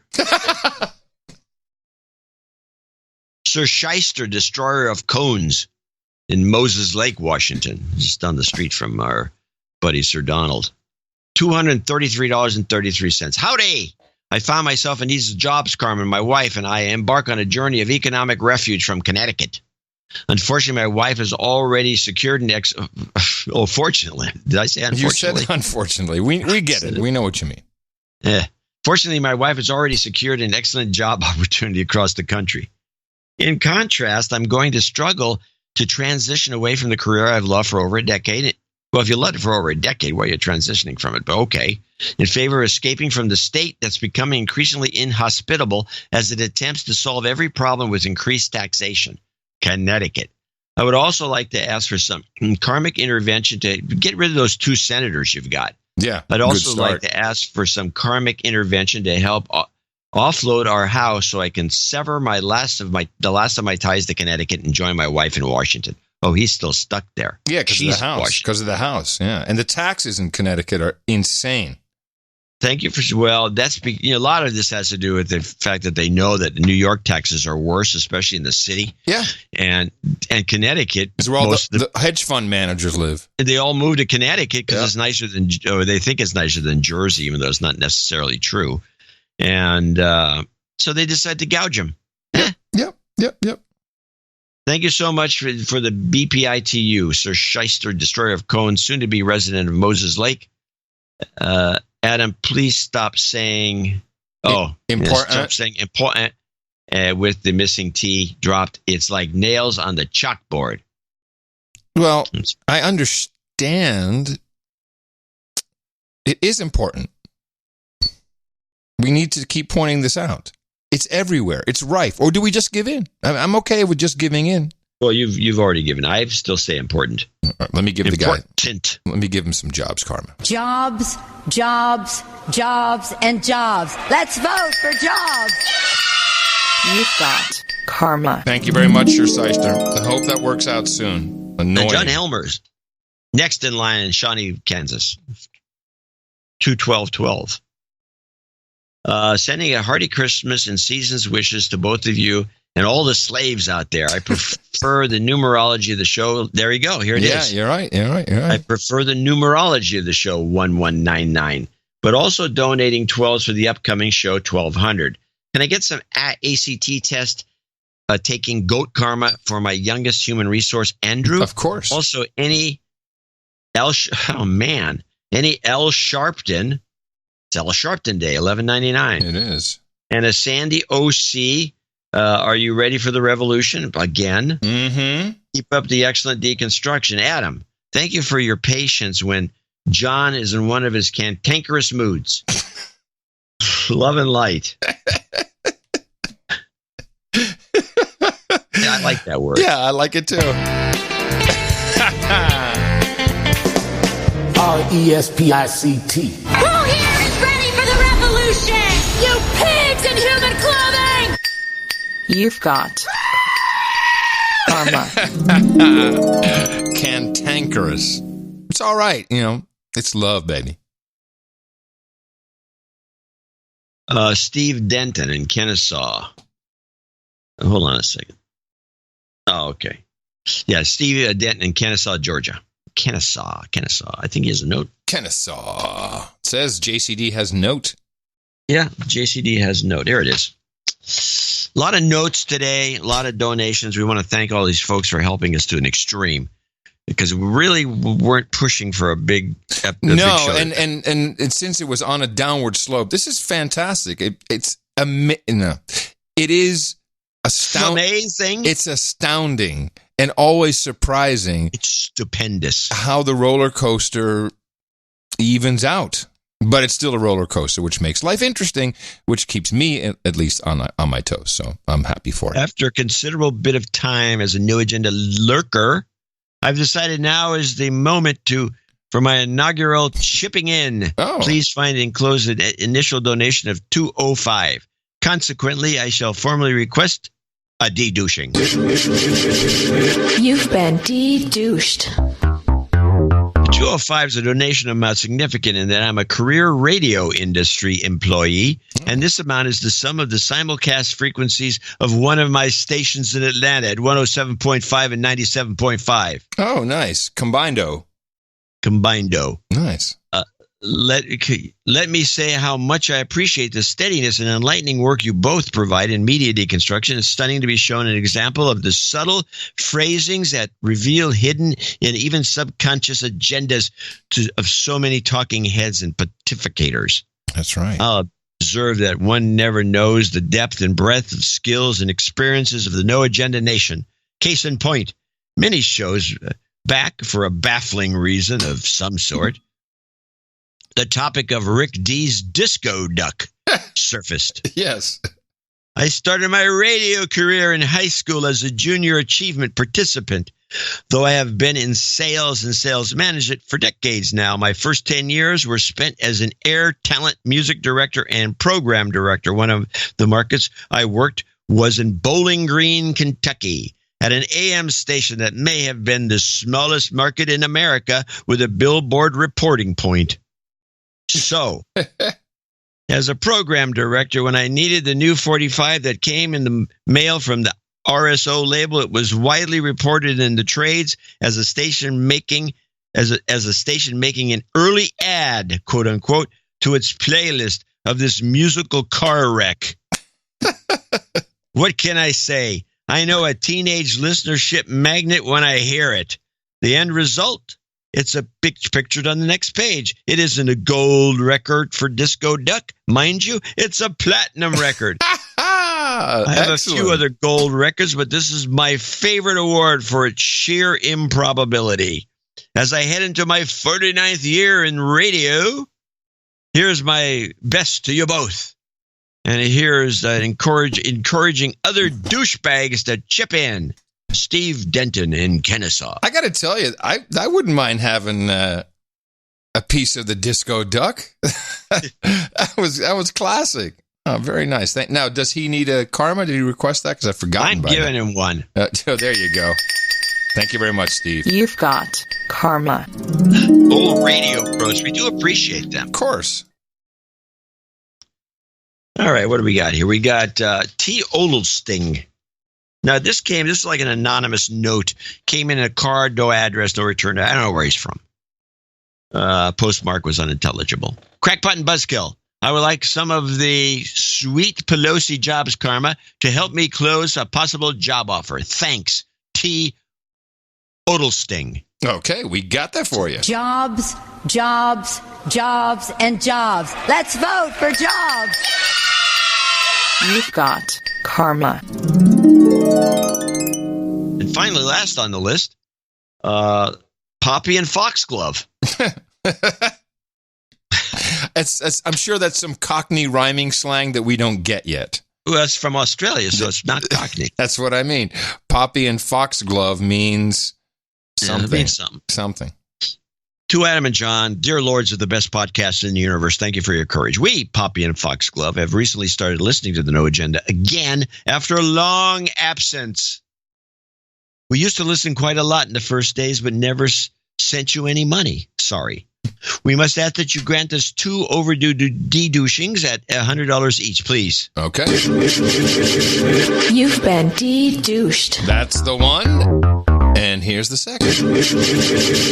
You've been de-douched. We live on the south coast of Australia, facing Antarctica.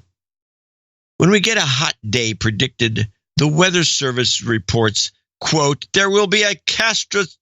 I'm sorry. I'm trying to, he's got it in all caps. There will be a catastrophic weather day this week due to climate change, unquote. Huh. Helps keep the slaves fearful. Yes. We retired boomers ponder the questions of origins of humanity and purpose, intelligence and AI, and the electric universe. 12,000 years ago, our ancestors survived in ice and flood. Thank you for your courage, Poppy and Foxglove. Well, thank you, Poppy and Foxglove. That. I wonder if if they know any of the other producers around, because I don't know if a lot of our people are on the South Coast. I don't know. They did send pictures of themselves. I don't know which is Poppy and which is Foxglove, but one of them is a photographer. That's got to be Poppy. Well, or Foxglove. And that's it. Wow. That is the producers and executive producers and associate executive producers for show 1199. And it really helped us a lot this week. And we do have the famous show 1200 coming up. There'll be a special, and you can get a special executive producership for that if you want. And but this was pretty phenomenal for 1199. Who knew? Yeah, surprising and incredibly appreciated. Thank you, executive producers and associate executive producers. A lot of you already know this, but we did see a couple of new people coming in. These are credits that are very valuable because, look, go ahead, look at Hollywood. If you can say I'm an executive producer or an associate executive producer, it means something. Use this where it's recognized. LinkedIn seems to work. Job postings on Indeed, for some reason, that seems to work there. But also just put it in your Twitter profile or anywhere else online, and people will take note of it, especially us, because that is a clear signal that you are a producer of the best podcast in the universe. And we'll be thanking more of those producers later on in our second half. And you can participate. There's still time for the special episode 1200 coming up on Thursday. To learn more about it, go to Dvorak.org/NA. And we're going to come up with some solutions for all of you millennials who've been slackified. Our formula is this. We go out, we hit people in the mouth.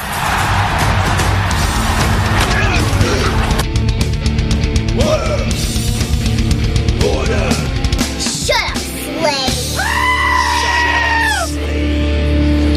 Oh, I think I can't get out of my mind this slackification of the millennials. There's got to be some tips that we can give them that are based on very old inter-office principles. When someone sends you a star or berates you through the Slack, I mean, there's got to be some. Nobody gets berated. Yes, they do. That's exactly why the CEO of the Away Luggage Company was kicked out. She was berating her employees on Slack and calling them. You just proved my point. You berate, you're out. Yeah, but okay. Now, I have a feeling that's only one company where it happened to work out. I'm not so sure that's going to work in other organizations. But there's got to be, the first thing I'd say is set up a private Slack group where the only thing you discuss is what time you're going to meet everybody outside the office for lunch or something. Stop just chatting around. It's unhealthy. It's unhealthy. I think the solution is more technological. Bots. And you can put Slack is good for bots. You can do a lot of cool bot stuff. Write some scripts and parse the incoming message. Here it comes.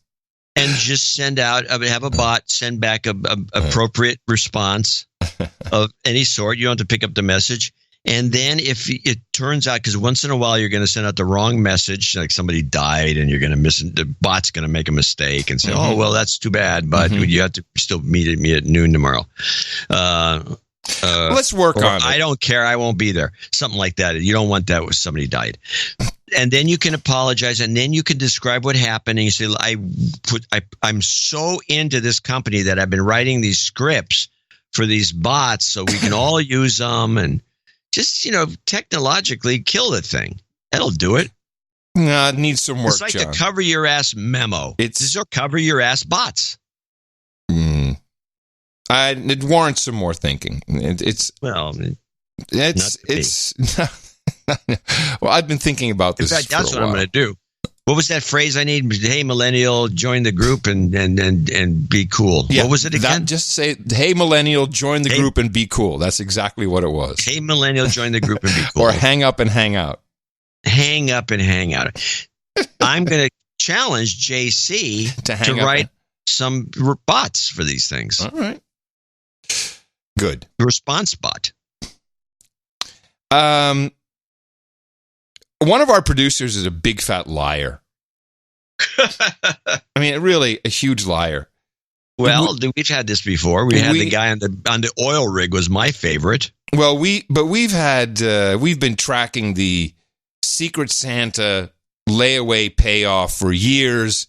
No sooner do we remind everyone it's about to happen, does it happen?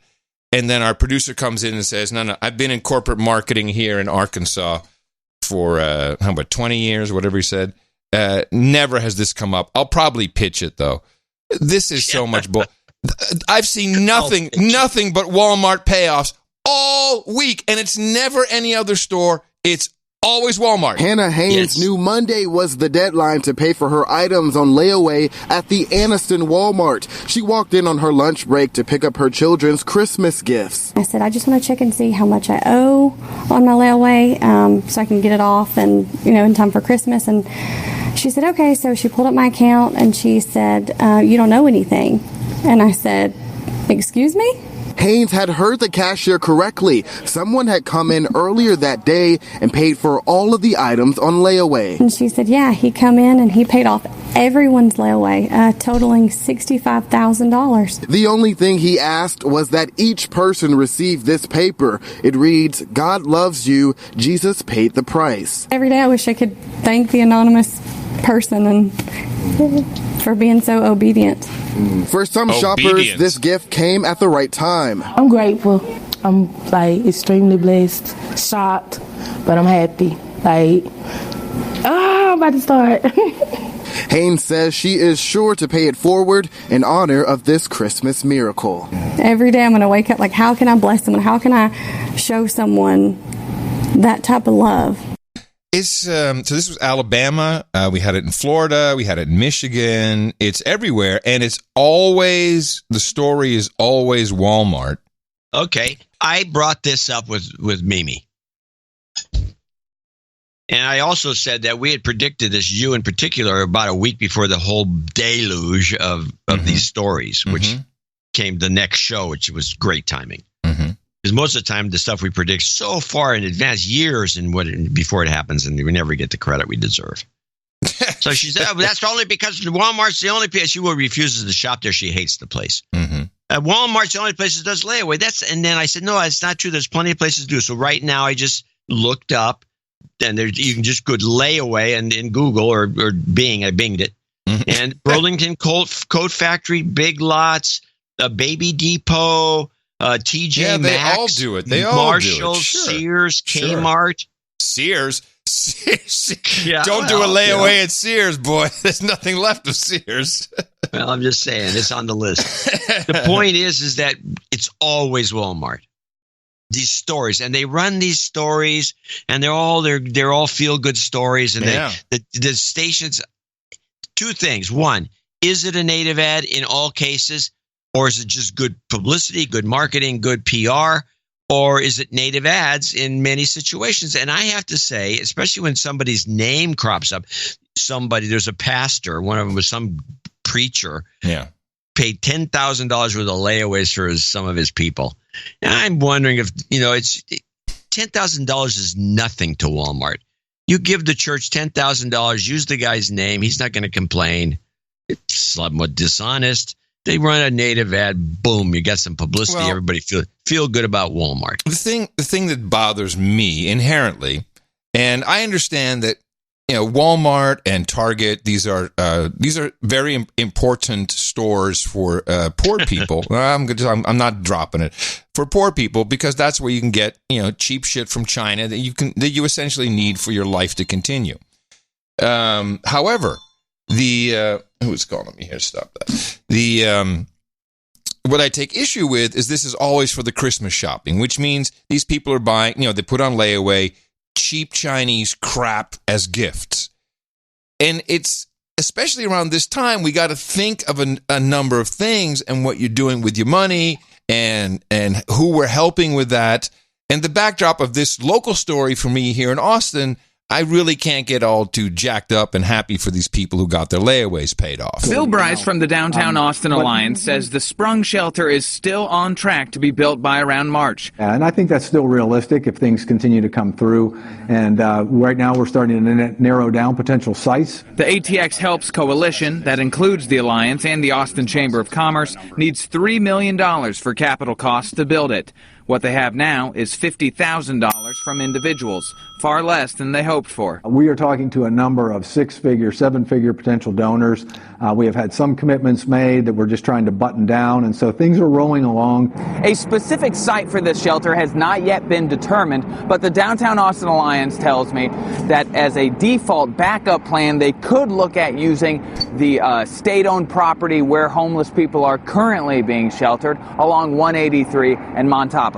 But what about homeless donation fatigue? With funding funneling through the city, ECHO, Salvation Army, the state, and ATX Helps, will the charitable dollars dry up? I really think that the opposite's probably more likely. Once we get some momentum and once the community sees that what all of us are doing, working together, state government, city government, all the nonprofit partners, private sector together. Yeah. No. Clearly no. People are much more interested, for some reason, in paying off cheap Chinese crap gifts on layaway at Walmart than even one Walmart donor, Secret Santa, gave more money to that than the $50,000 they've raised to build a shelter in Austin for the invisible homeless who are shipped out of downtown. No one gives a crap, you hypocrites. Well, I mean, when you make that accusation, you're actually assuming that these donations, or not donations, but these layaway payoffs are not a scam. And they're not, nobody's doing that. It's just Walmart getting publicity. Right. Walmart could help out with the homeless. No, Walmart could help out with the homeless. Spend the money on, instead of moving inventory. Right. But I guess it's an overall issue where everyone gets a real feel-good feeling for the holiday. Oh, that's so nice. A Secret Santa paid off the poor people's layaway. Oh, I'm so happy. But no one cares. No one cares about other people. It's all commercialism. You almost sound like Seinfeld there. No one cares. I can't do it now. Well, no, you can't. It was too natural. Damn it. Yeah, I could have a career. Sorry. It would be good. Well, while we're on the topic of these sorts of things, I do have the native ad. I believe a native ad, another feel-good story. These feel-good stories are getting on my nerves because I'm cantankerous. Yes. Which one is it? Which native ad is it? Well, this one is, I believe it's a native ad. I have no proof, but apparently if you listen to some of these guys who are publishers nowadays, almost everything's a native ad, and most of the television stories are nothing but native ads. This is the native ad for Ring. Zarek and Petrula DeCrans are pretty excited to have their hero dad home for Christmas. Oh, yes. Because touching base wasn't so easy last year. There wasn't a lot of Christmas cheer when he was gone. Last fall, Army Major Peter DeCrans left for Kuwait. It was his third deployment, but his first away from the kids. By the time they'd wake up to go to school, I'd be in a secure building and there'd be no way to be able to call them. So his kids started giving him a ring. And my dad was like one day, why don't you guys go tell hi to your dad? You can use this function. He can see it over there. And it like blew their little minds. I want to see you soon, Daddy, because I really want you to come back. It blew Dad's mind, too. Bye, Daddy. I'm going to go to school to learn a lot.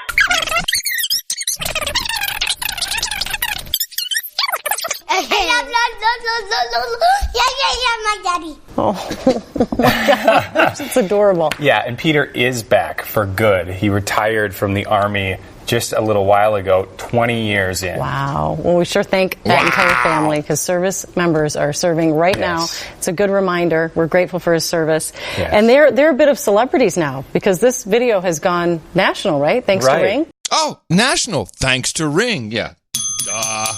Well, they had to. Actually, this is not brand new. It's about a week and a half or 2 weeks old. It kind of competed with the other story, which has not stopped with these hacks of specifically the Ring devices. This morning, two families say their Ring camera systems were hacked, essentially allowing people into their homes without ever stepping foot inside. In Mississippi, this chilling video from inside Ashley LeMay's home shows her 8-year-old daughter Alyssa frantically searching for an invisible intruder. Who is that? I'm your best friend. I'm Santa Claus. You can hear the male voice ask the young girl to destroy her own stuff. You can do whatever you want right now. You can mess up your room. You can break your TV. Alyssa, scared and confused, cries out for help. I can't even put into words how violated I feel.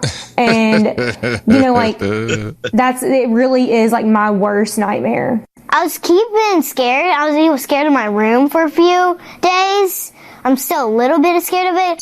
Hello, doggy, come here, doggy. And in Georgia, a stranger hacked into the Ring camera in this couple's bedroom. I was terrified. The couple, who has asked to remain unidentified, says they purchased the camera so they could watch their dog while they were at work.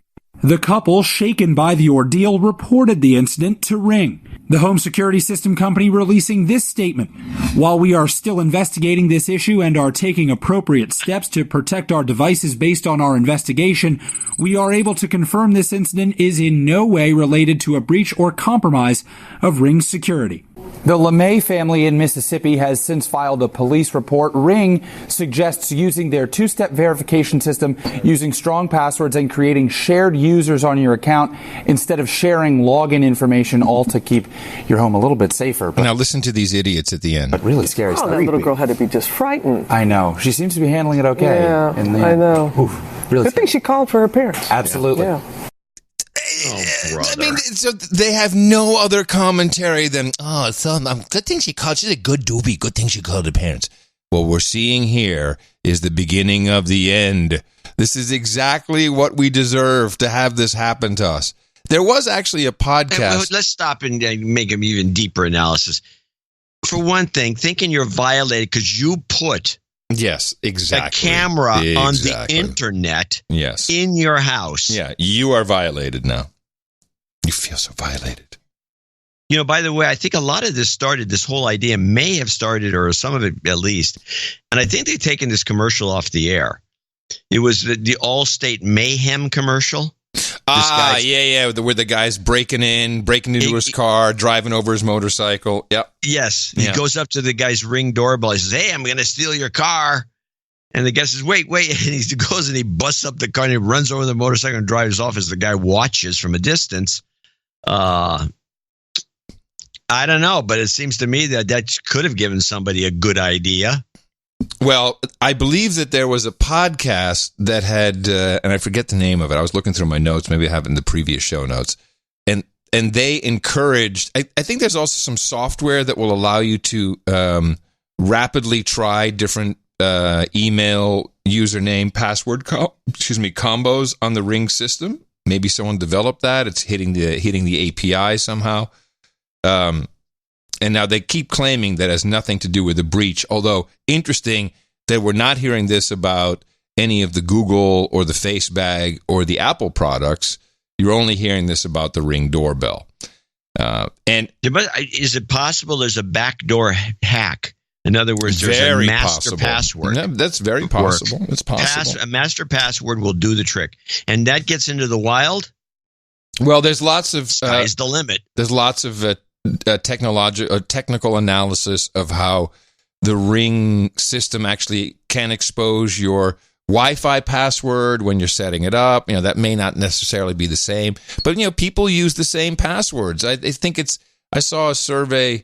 And our Duke of the South would know better, Patrick Coble, but I'm sure it's up in the 70% range. People who change their passwords use the same password and add a 1, 2, 3 or something. We have not even succeeded in educating our human resources in basic password management. If schools did that, I would be a little more pleased, but we can't even do that. And how many people? Because it would interfere with gender studies. How many people use their pet's birthday or their birthday or their kid's birthday? And I love the or password. Now I'm gonna defend people who use password because, and I've noticed this before, in the olden days of DOS. It says somebody's never used a computer before. They're an idiot. And yes. No, you don't have to be an idiot. You just never used a computer. You're going to make a very good point here. The woke, slackified people will scoff, but you're about to make a good point. You go and you're actually one of those people because you've never used a computer. So you look at the manual. You actually go follow the instructions. And it says type password. Yeah. And so you type password, Password, and then you hit the button and it opens the thing. Oh, okay. Well, that's interesting. Yes. I typed password because they told me to type password. Correct. If you're going to be a literalist and it says type password, then you type password. It's not because people are stupid. No, it's just what it is. Again, there's an element of what's stupidity, but if you're told to type password and you type password, yeah, there's people something type wrong with password. Yeah. Anyway, let's do a little bit of local color. And when I say local, I mean local for Gitmo Nation. So I do have some things I'd like to share regarding the impeachment of the 45th president and the potential elections for 2020. I think we need to do some of that. And what happened on Thursday, what we didn't cover, of course, was the approval of the articles of impeachment. And it's gotten very complicated for people. Because people first of all, they weren't really approved on Thursday. Correct. They were approved on Friday because they shut it down at the end of the evening. And because they would get no news coverage. Right. Because all the deadlines had closed for the newspaper, so they wanted to get news coverage. But big little guy, what's his name? Schiff. Slamming the gavel. Schiff. Nadler. Oh, Nadler, right. Nadler. Says, I want everyone to think this over. So we're going to reconvene tomorrow at 10 a.m. And they did it at 10 a.m. so we get into the news cycle. Good work. Well, the evening before, we did have a couple of good little yippers. Hank Johnson, who's the representative from Georgia, what is under his chin? He has he used to have a little beard. And sometimes he still has this little white beard, and then he also has some skin issues, so he's got white spots on his skin. It's like vitiligo or something, because I can't really see it. Yeah, whatever you call it. Anyway, it doesn't help him when he's talking this kind of unbelievable crap. Well, I tell you, that brings to mind the picture of President Trump and President Zelensky meeting in New York in September at the UN. And big chair for President Trump, little chair for President Zelensky, big 6'4" President Trump, 5'11" Mr. Zelensky, President Zelensky, and they're standing there, and President Trump is holding court, and he says, "Oh, by the way, no pressure." And you saw President Zelensky shaking his head as if his daughter was downstairs in the basement, duct taped. I mean, I've heard some good stories during this impeachment, but I like this one. The guy looked like Trump had his kid in the basement duct taped. "You'll say what I want you to, won't you, Zelensky?" I mean, that's some pretty good prose he put together there. Yeah, that was quite funny. I think it was a good job. Now, what we are able to do in this age of the internet is use it as collective memory. Certainly in the United States of Gitmo Nation, we forget everything about everybody. And and look, eventually OJ will be at the Heisman Trophy ceremony again. Trust me, it's just a matter of time. Americans forget, and we love a comeback story, and so these things just come and go. In the last 3 years, we've heard certain things from the media that turned out to be not true, and they, without a doubt, colluded with government officials, mainly in this case, the intelligence community, which would be John Brennan, Clapper, Comey. And so now we can lay side by side what we've heard in the past 3 years from your government and their collusional sources in media and the actual truth, because now we also have testimony from the Inspector General Horowitz, who was very clear about what was and what was not going on with the FISA warrant, and we call that a supercut. There is nothing that the FBI did that was wrong in the Carter Page surveillance warrant, correct? I think they followed all the correct procedures. We found that investigators failed to meet their basic obligations. But nonetheless, I think it's important that the American people see the actual facts that were presented to the FISA court and understand that the FBI was acting appropriately. You did find that an FBI employee doctored an email in order to support the Carter Page FISA application, correct? Correct. I think the notion that FISA was abused here is nonsense. Certainly our findings were that there were significant problems. When Comey there's a lot that the FBI knew about Carter Page that had nothing to do with Christopher Steele's reporting. We concluded that the Steele reporting played a central and essential role in the decision to seek a FISA order. A lot more there than simply the Steele dossier, which is what the Republican memo would have suggested to the American public was the key element of that FISA application. That, of course, is not true. The FISA applications relied entirely on information from the primary subsources reporting to support the allegation that Page was coordinating with the Russian government. The court was told and given evidence that demonstrated the underlying political motivation. Christopher Steele, is it fair to say that he had a political bias against Donald Trump? Given who he was paid for, there was a bias that needed to be disclosed to the court. It was all nonsense. And the FBI finally has its day with the American people, and I hope they pay attention to it. I think the activities we found here don't vindicate anybody who touched this. So it's kind of nice to hear that they were on the news for years talking absolute shit. I mean, we have to believe someone's report somewhere. And then we have the Steele report itself, which, and I don't think anyone argues that the Steele dossier was just a bunch of, let me use a word, malarkey. Is there any argument about that at this point? I mean, I've heard everyone say, well, the discredited Steele report. Is that an across the board agreement now? Yeah, but that doesn't mean that's the meme. No, but we can still compare what was said then to what we now know to be true. Parts of the now infamous dossier on Trump have proven to be true. I know the history of the dossier, but it hasn't been discredited. In fact, it's been the opposite. It's been corroborated. Much of the dossier has been corroborated. This discredited dossier, which was paid for, Your intel community has corroborated all of the details in there. The meeting. Some of the substantive content of the dossier, we were able to corroborate in our intelligence community assessment, which from other sources, in which we had very high confidence level. We know that with the FISA application, the relevant parts of Christopher Steele's dossier were corroborated. Say that if the application included information from the dossier, it would only be after the FBI had, in fact, corroborated information through its own investigation. We also know that as time goes on, more and more parts of the Steele dossier get corroborated. So when the president just refers to it as fake dossier, that is false. I don't think that is the accurate characterization for the entirety of the dossier. To be clear, investigators have corroborated part of the dossier. The dossier has been corroborated by the intelligence community. U.S. investigators have corroborated some of the allegations in that dossier, although we do know that parts of it have been corroborated. It's not been corroborated, but it hasn't been disproven either. Is there anything in the dossier that has been disproven?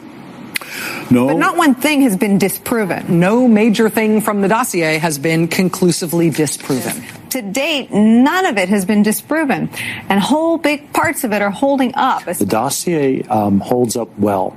None of it has been disproven. All of the allegations in it, I don't know that anything has been disproven. It's a fact that none of it, not one word, has been disproven. In fact, a lot of it turned out to be right on the money. Former high-ranking intelligence officials have told us on the record that there is nothing in the Steele dossier that they know to have been disproven. Much of the dossier has been corroborated. Do you not accept that? I don't agree with that, Alice. This is our reporting, and this is what crime-fighting agencies have said, that the FBI would not have just taken a dossier to the FISA court and used that as their predicate for the surveillance. They had to corroborate it themselves. That's how they operate. So those are your news prostitutes telling you that it was not disproven. It's completely above board. Everything checks out. And, of course, it did not. And while I was looking at these little factoids, I came across our classic clip that we've been looking for quite some time. This is the 2010 interview, just to show you how smart our intelligence community is. 2010 interview with Janet Napolitano, known as Lucy, with John Brennan, known as the douchehead from CIA, and Director of National Intelligence, James Clapper. And they were doing an interview about how scary the world is.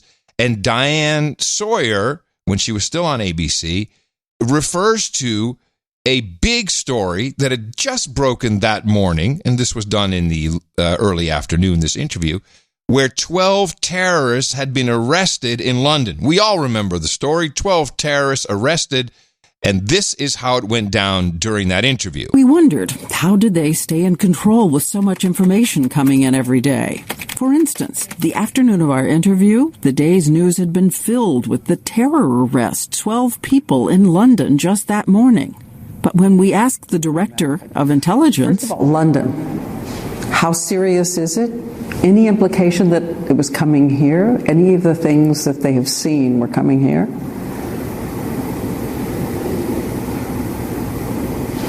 Director Clapper. The arrests of the 12 individuals by the British this morning. Yes. This is something that the British informed us about early this morning as it was taking place. Later in the interview, I came back to the director. Did he really not know? I was a little surprised you didn't know about London, Director Clapper. Oh, I'm sorry. I didn't. Well, you referenced London, but you didn't talk about the arrests. Yeah, that's our genius intelligence community. I didn't know. Didn't know anything. So I remember that clip. These are the crime-fighting agencies. Crime-fighting agencies. Crime-fighting agencies, I tell you. Yeah, the thing about the dossier, which we played extensive clips about it in the last show, about the thing being a complete fraud, and the only way it even got to FISA is because one of the lawyers of the FBI illegally changed a note from the CIA. Right. And he's going to be in, well, if he's not in jail by the time this is over with, it's going to be a surprise to me. Of course, he won't be counted as you want Paul Manafort is the guy you want to talk about because he's in jail. It's really pretty disgusting. And it just never ends. And all those clips that you played, I knew most of those voices of all the people pushing the dossier. Oh, yeah. And they're all MSNBC and CNN. Pretty much. I think there may have been a couple of outliers, but mostly those two networks. Or NBC News in general, I would say. NBC, anything on NBC side, Comcast, NBC, all of that. But mostly MSNBC and long rants by Rachel. Rachel, yes, of course. For the 2020 election, we were waiting for it to happen. Mayor Pete was getting some traction. They made a big joke about him. I think last night on Saturday Night Live, that he has no black people who will ever vote for him. That's the meme. But now they have a new name. Now, I've been calling him by his gay name, which is Mary Pete, which is, I'm not saying out of disdain, but I call Elton John Sharon. I've done so for years. But now we have an actual new name for Pete Buttigieg, and here it is.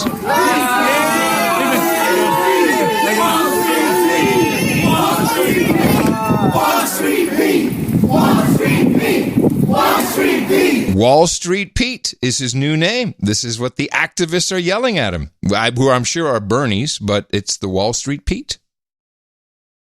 I like it. Yeah, there's a bunch of this going on. There's a lot of these. Some of these activists are quite. They're training to be dirty tricksters. They're pretty good at it. Very good.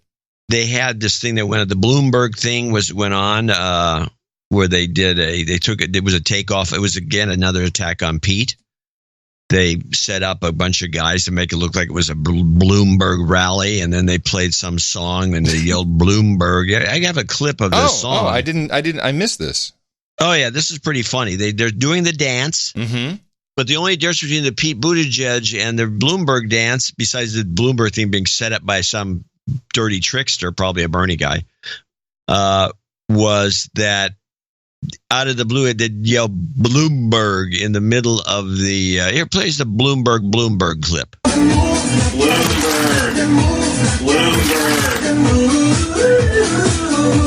Bloomberg.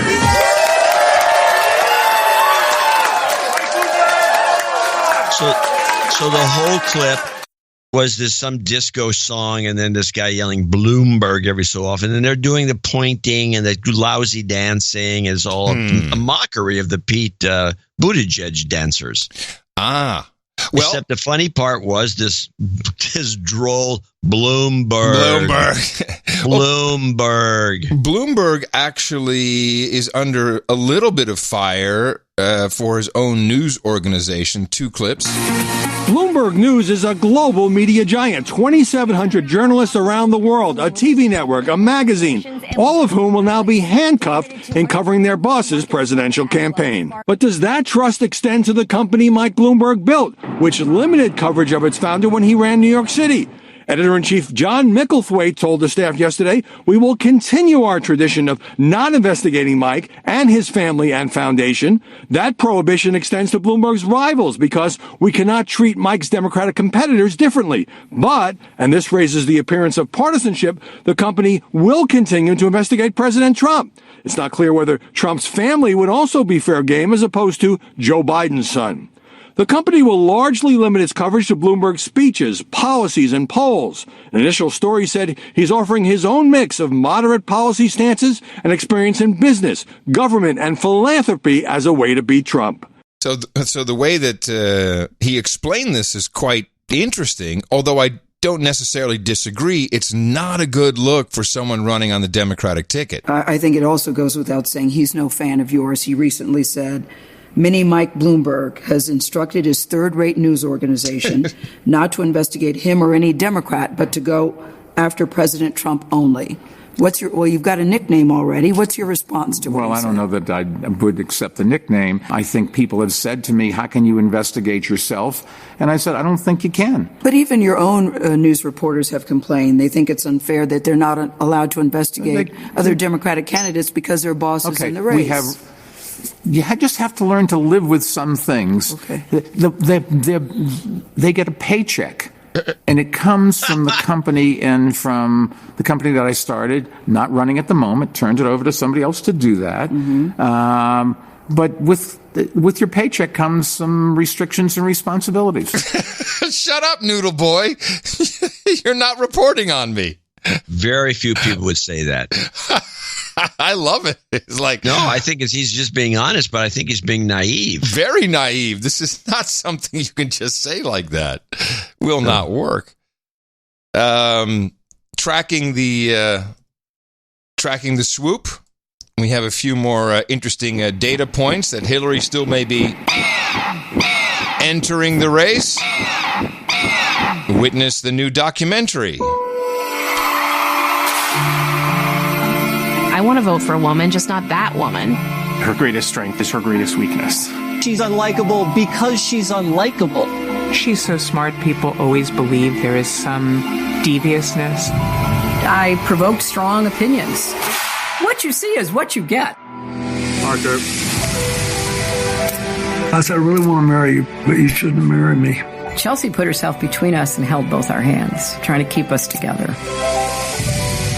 You do me better than I do me. I want to push the envelope as far as we can push it. If I said, back up, you creep, would I sound angry? One of the most admired and one of the most vilified women in American history. Somebody asked me, what do you want on your gravestone? I said, she's neither as good nor as bad as some people say about her. It's a Hulu documentary that is directed by the same woman who did The Kid Stays in the Picture, one of my favorites. What's interesting, the release date is March 6th. And I don't know where that puts us in the timeline of Hillary still running or not. But is there anything of consequence in March? Well, what you want to look at, you got to take Bloomberg's approach, because Bloomberg is the one who has got a clue here. Let me just find the date. You want to look up Super Tuesday, and if it's before Super Tuesday, this is a good one. Still got a potential here. Super Tuesday. And Super Tuesday is March 3rd. Well, this is coming out March 6th. I think. So this is coming out the 3 days after Super Tuesday. That seems wrong. Well, let me just double check and see if they've changed that date or not. No, I think it's still March. That's really odd. So she would expect to have a sweeping win or something going on Super Tuesday, and then follow it up with the doc. Afterburner. A Hillary afterburner. Possible. Steve Bannon was on The Money Honey. I know, it's not a pretty picture. And he reiterated what he keeps saying. Just assess the field for us, because Bloomberg is now in. You call that, obviously. Hillary Clinton, you saw the Howard Stern thing. Hillary Clinton is waiting for her shot to come in and say, I'm going to save the Democratic Party. That Michael Bloomberg is a liberal or moderate Republican. He's not a Democrat. She's going to come in. This whole thing's going to come down to Super Tuesday. I don't think anybody can win it right now in the primary process. Bloomberg's going to drop a money nuclear weapon on Super Tuesday for all the big states. I think Hillary Clinton is waiting in the wings to come in and say, I'm going to save the Democratic Party for Michael Bloomberg. You think she still comes in? Hunter, Michael, the Howard Stern interview tells me more than anything that she's coming in. Unbelievable. All right. And Bloomberg has been a factor. Kamala Harris is out. He's already spent more money on ads than she raised the entire time. Back in a minute. Steve, great to see you, Steve. I heard from my LibDev friend that he also is seeing only Bloomberg ads in New York. So they're playing in California, where you're seeing them, and in New York. I'm not seeing them in Texas, I might add. Oh, no, you're out. What do you mean I'm out? You're out. Texas isn't important to Bloomberg. He figures that's going to go into the Republicans. Right. I mean, he's not Beto. Well, he's not going to appeal. And Bloomberg's not going to appeal to Texans, even though if there are few. I mean, in Austin, he'll probably get some votes. But no, he was going to big guns. He's got these ads. I see him every day, and they're not that good. He's not like I'll record a couple. He's not setting the world on fire with these stupid ads. Well, it's basically not what appeals out here. He's a New Yorker. He has no clue how to trigger in a good way, the Democrats from California. I've seen some of the ads, and all I see is Mike Bloomberg with a lot of black people. That's what I see. In fact, that's Mo pointed that out to me. He said, count the black people in Bloomberg's ad. It's all black people everywhere. So he's pandering big time to the one group that actually needs pandering. Because I think the black vote is in play. I think it is too. Not all the black vote. There's still way too many locked down black men. Voters. No, the black men. Black women are the ones being catered to. The black men, I think there's possibilities for the Democrats to actually lose some of that. But yeah, these ads are not. They're just not going to. I don't think he has. This is a pipe dream. I made this prediction before, and I get ridiculed for it because in 2015, I didn't think Trump would get the nomination.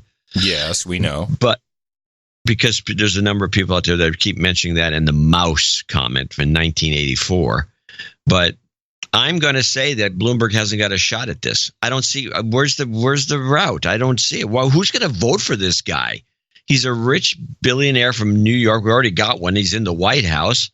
We don't need another one. I mean, these guys, this is what the competition is. A bunch of billionaires running for president. I don't know. I don't get it. Well, I don't care. What's the appeal to the Democrats? It makes no sense. I don't care about Bloomberg. I only care about Hillary. And I think that her new face, which has destroyed her look, is another sign. I'm convinced that's not her. That's the double. It's possible. And does Bill really schlep his saxophone everywhere with him just in case? Crap. He doesn't carry a saxophone with him. Just in case he needs to pose. But I've never seen him with the saxophone for the last decade. Now he's got a saxophone. That picture, man, of Hillary, that close-up, someone sent it to me in like photographer, like 8,000 megapixels. I have the pictures I have that picture and other pictures in the newsletter. Yes. And I very carefully point out that this is pretty much... Now, somebody sent me a note. I will relay the note. He says, well, if you shoot with an 85-millimeter lens, you're going to get one look. And then when you shoot with a 35-millimeter wide-angle lens, it's going to distort. And yes, to a point. Not to this point. No, this is a goofball woman. Doesn't look anything like Hillary as far as I'm concerned. If you look at the gestalt of it, yeah, eyeballs bugged out. I mean, the whole thing is wrong. It's not Hillary. Well, so is this just a test? Not only that, but let me point something else I didn't put in the newsletter. I might put it in the next one. I might write a paper about this. I have, and this was, I don't care whether it's 35 or not. I have a profile shot of her. And the profile that was run in the Daily Mail. And you can really see the differences with the profile shot. Plus, and by the way, her mouth naturally has a little uptick on the side on a profile shot. It's very distinctive. She doesn't have it in the fake Hillary doesn't have it. The second thing is she's in New York going to a big party, and she's going to let her hair look like that? No, never. Thank you. And I cannot believe that people, I don't know if they're people or bots, were tweeting, oh my God, she looks so good. I'm thinking, oh my God, what a disaster. The filler shifted. Something went wrong. This is horrible. And yes, thank you for the hair comment. Atrocious. The people have become blind in addition to completely moronic. And was this the same body double who wore the purse on the wrong shoulder? I'm pretty convinced that it is. So is this then a setup to get us prepared for this look when she can't make certain appearances and sends the double? Well, I don't know. The double's no good. They're going to have to do some more work on her. One phrase that pays is the Curry Dvorak Consulting Group. I'm going to show my support by donating to No Agenda. Imagine all the people who could do that. Oh yeah, that'd be fab. Yeah, on No Agenda in the morning. We have a few people to thank for show 1199. I do have a thing that first I got to get out of the way. I forgot to do this during the first segment, and that means you have to get your pen out. Okay. Our $3,300 donor, anonymous donor from Parts Unknown. Yes. Actually sent another note in. And he sent one to you. No. You got the jingles in, but we missed this part, which is his knighting. He's an instig baron, actually. Okay. And I want to read this part. By the way, he also continues that he felt like a douchebag for never contributing before this is his first donation. On my drive home from No Agenda Meetup, I looked down at my odometer and it read 33 333,000 miles. What's he driving? I knew I had to do something. He needs a de-douching. Oh, of course. You've been de-douched. And does he have a barren name? Yes. Okay. I'm continuing to read. Please dub me as Sir Lily of the Valley. I would like to claim the territory of the Santa Ynez Valley east of 246, including the surrounding mountains.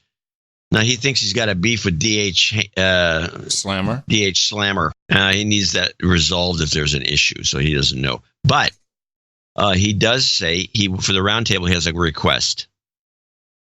Okay. And it's Ebelskiver and Aquavit. Ebel? AEB. LESKIVER. And what it is, it's a round Danish. It's a round. I'm sorry. K what? AEBLESKIVER.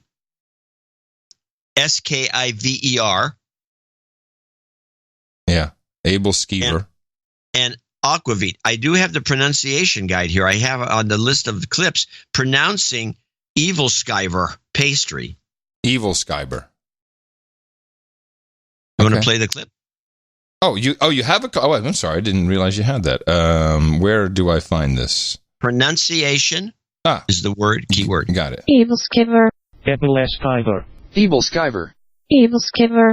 Evilskiver. Evilskiver. That's very helpful. What is it now? I'm saying Evilskiver. Evilskiver. Evilskiver it is. That's what you get. Aquavit. And Aquavit, yes. Got it. Okay, excellent. He also wants some eggnog, but he's not making a point of it. Oh, shit, I'm throwing in the eggnog. So eggnog, we'll do eggnog on Christmas.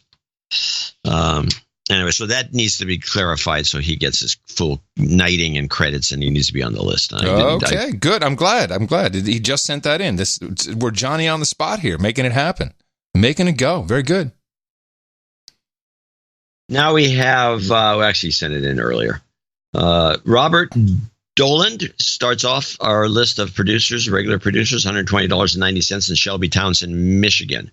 There's a long War and Peace note here. Yeah, we're very behind and we read notes 200 and above. I'm just going to remind you.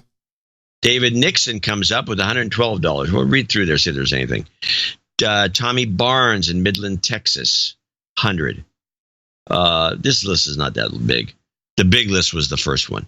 Richard Hufford, $100, and he's going to be. Looks like he's going to be knighted today. Yes. Joseph Salischauer, something.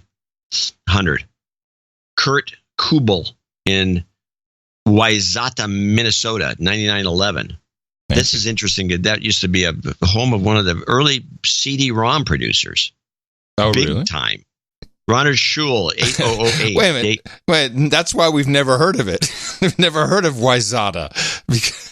I've heard of him. Took the whole place down with that CD-ROM stuff.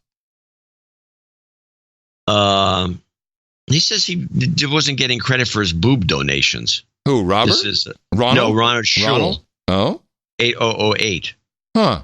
He says he sent 2 previous boob donations to Pop Money with no credit on the show. That's not necessarily true. I do look at the Pop Money. I do believe. Boy, man, second time this show, you're really slipping. I'm on a roll. I do believe that I saw that donation. I didn't see 2 of them, but I saw one of them come through on Pop Money, and I thought it was mentioned on a later show. Well, I expect boobs to be mentioned, so I'm disappointed if we're screwing that up. I'll take note. Okay. David Naus in Petrolia, Ontario, 7516. Brandon Foster, 75. Sam Van Hoor. Can I just stop you for a second? Because it's going to go fast. David Naus, we'll have a birthday call out on the list for Oma. That's Grandma. Oma Naus, December 15th. She has 7 siblings, 5 children, 16 grandchildren, hence the 7516 donation. And that's to be credited her for the Dame Drive. And she is tracking them. Excellent, Oma Naus. We are on the list. Brandon Foster, 75. Sam Van Hoor in Amsterdam, 64. Sam Van Horen. Sam Van Hoor. Horen. I think there's an N missing. Hoorn. It's Hoorn. It doesn't say that on here. I know. Okay. I like it. He'll be 32. All right, you're on the list, Sam. Anonymous in Austin, Texas. Keep me anonymous. 6006 small boobs. Kim Burden, 60. Christopher Dector, 5678. Thomas Miller in Naperville, Illinois, 5555. Lucas Zua, 5533. He's in Deutschland, I believe. Sir Christopher Barron of Brown County in Green Bay, Wisconsin. Go Packers. 5510. Double nickels on the dime. Gary Marquardt, 5520. Now, we should read this one because something's happening. I see by the blue attached my accounting showing my final approach and touchdown at the No Agenda Roundtable this week. I'm retired, and after sporadic larger, I'm like already in beer. Larger donations a few years ago, just canceled my subscription to the Minneapolis Tribune, affectionately known as the Pink Sheet in these parts, and started donating the money to No Agenda. For listeners with limited resources, it's all about prioritized allocation of resources. Find your value and pay for it. I've added a double nickels on the dime this week to make sure I've flared over the threshold. That's a nice aeronautic term. I've canceled my weekly subscription to get away from the PayPal skimming and will be sending a check each week from now on. Also, a belated thank you for the F cancer karma from last year. My daughter Jenny is now cancer-free. We're not taking credit, but I'm just very happy. Please knight me Sir Gary of Casco Point on Lake Minnetonka, and give a shout out to my son John, who hit me in the mouth years ago. You can also call him out as a perennial douchebag. As I don't think he's ever coughed up a single farthing. He's got a good gig now, and it's time to man up, my son. At the round table, I'd like banana bread warmed with butter to go with my mead. Okay, please play Hillary, Don't Eat Me, Hillary Cackle. Yes, we'll do those. We'll get those rolled for you. I got to do an emergency order for the round table. Keep going, John. I got to get this order in. Otherwise, we'll never. By the way, I think millennials are also cheap. We have a few that donate to the show, and they make a point of letting us know that they're millennials. I think it's because they're signaling us that, hey, these guys are cheap. Cheap. Not me. Totally cheap. Michael Burlett in Odessa, Florida. The following people are $50 donators, starting with Michael. Chris Slowinski in Sherwood Park, Alberta. Sir Chris Slowinski to you. Andre Picho. He's in Holland. You have to pronounce that one. I'll never get it. Picho in Rijswijk. Wijk. Right. Brandon Savoy in Port Orchard, Washington. You know my daughter can't do a trill. No, it's a millennial thing. Brandon Savoy in Port Orchard, Washington. Dame Patricia, good old Dame Patricia Worthington. There she is again. There she is.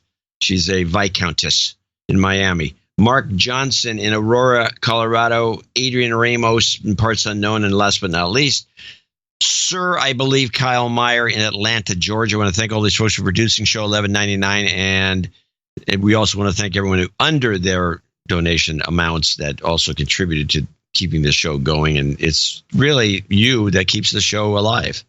Well, because you're producing it. And that's the big difference between this podcast and every other single podcast out there that I'm aware of. Maybe Grimerica. There's one or two who, are in some ways connected to the best podcast in the universe. Briney, yeah. But Briney does the Patreon gig too, which is pretty anonymous. That's disappointing. Well, it doesn't matter. But this is how radio works. This is the future. We are the postmodern version. You're living it. You're not just living it. You're a part of it. One day when you're our age, you'll be able to say, hey, I was a part of that. And some of you will have something to show for it. If not a piece of audio, maybe a ring, maybe some other things, maybe some peerage, maybe a whole piece of the world after the Armageddon and the collapse comes. We are the Bauhaus of the era. Oh, my God, I love you when you say that. Please remember us for our next show, which will be episode 1200. It's on Thursday. Go to Dvorak.org/NA.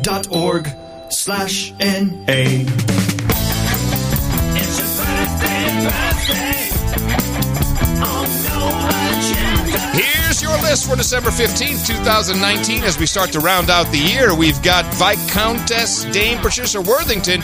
Now, she celebrated on December 8th, just making sure she heard her birthday wish. Mark Kradowski on the 12th of December. Joshua Landon, December 13th. Neil Stimbour on the 12th. David Now says happy birthday, as do we, to Oma Now. She just heard what a grand family she has spawned. Today is her birthday. And Sammy Van Horen, 32 today. Happy birthday from everybody here at the best podcast in the universe. Let's see, what should we do first? Let's do titles. Title changes. Turn and face the slate. Title changes. Don't want to be a douchebag. Here we go with our title changes. Sir John Helmer, thank you for your additional $1,000 support for the best podcast in the universe. He becomes a baronet today. Earl Patrick Coble becomes Duke of the South, and circumvent the law, although he will not use the title, is hereby bestowed with a peerage title of baronet. And thank you, gentlemen, for your courage and for supporting the best podcast in the universe. Now we have, let's see, 1, 2, 3, 4, 5. Well, 4 knights and 1 dame, so we need some bladage. There's mine. Here you go. No. Get the other one. I like the other one better. Oh, put this one back. No, I never put it on. Here you go. Careful, don't cut yourself. Anonymous, Gary Marquardt, Rudolph Vesely. Anonymous in Virginia, and Richard Hufford, please gather here on the podium. All of you are about to enter the very coveted round table of the No Agenda Knights and Dames, thanks to your contribution, the amount of $1,000, or in some cases much more. I am very proud to pronounce the KP. Insta Baron Sir Lily of the Valley will be looking over Santine Valley. Sir Gary of Casco Point on Lake Minnetonka. Sir Rhoda Vesely. Dame Anonymous of Colonial Place. And Sir Richard of the Lugwigs, who is a Black Knight. For you, Hookers and Blow, Rent Poison Chardonnay, Evil Skiver and Aquavit, banana bread warm with butter to go with my mead, eggnog and rum, Svikova na smetan and Slivovici, and mutton and mead. I ran out of time. That's how much it was. But look at the feast we have at the round table. And you, gentlemen and lady, head over to noagendanation.com/rings. There's a place where you can hand out all of your information so Eric the Shill can get you your well-deserved night ring, your sealing wax, as well as your certificate. And thank you. Bless you. And thank you for your courage. I have many other bits of business to do here. Jeremy sent in an emergency request. My dad just had emergency open heart surgery to have an LVAD. I don't know what it is. I don't want it. Surgically implanted after he was waiting for a heart transplant because he was having kidney and liver failure thanks to his heart and medicine. Jeez. He had the procedure on Tuesday and is still not fully out of sedation because of his liver and kidney failure. I've been playing his favorite podcast and music, and he responds to commands just after he listens to such. My dad hit me in the mouth back around episode 250. I can't afford to give any money, but could you give Gerald Haig some wake-up karma so I can play it for him? Maybe it would help him become more aware. Cheers from Jeremy. So let's do this. Gerald Haig. Gerald Haig, time to wake up. Wake up. We got your goat. You've got karma. That could go either way, honestly. But it's meant well. Okay. Mean well. Yes. Well, we meant it well. Trying to do. Exactly. We had a couple of meetups over in between the last 2 episodes. By the way, alert the affiliates, we're going a little long today. Obvious reasons. So first of all, big thanks to Sir Scott, who organized the No Agenda sheet up there at the here in Austin, Texas. Actually, it was in Lockhart at the Lone Star Gun Range. Fun was had by all. I don't even know if I got to meet everybody. It was, but he had the table with the heads, and everyone had a badge, and he had his reloaded ammo, which sometimes wouldn't even fit in the chamber, but there were just bags and bags of ammo. As long as you gave him the brass shells back, he was happy. It was good. I would do it again. And I encourage this activity for all No Agenda meetups if possible. Then we had the MCO Number 3 meetup, MCO. This would be, what was MCO? Colorado. I think it's Colorado. Good turnout tonight. 9 people. Can't wait to meet in February. Sir Loin of New Smyrna and Baronet Sir Don of Taintsville from Oviedo joined us slaves at Deadly Sins Brewing, and it was a very fun time. They sent a quick little sound snippet. From the 3rd local MCO meetup, you're listening to the No Agenda Show. In the morning! Buzzkill. And there was also a meetup in North Carolina. Eastern North Carolina shills. Everybody say hey. Hey! Hillary Clinton! Yeah. In the morning! Yeah. All right, let's pass it around. We gotta speak? You don't have to. Tyler, this is Tyler, and I'm enjoying my small amygdala. Hey, this is Jim. In the morning. Hey, camera.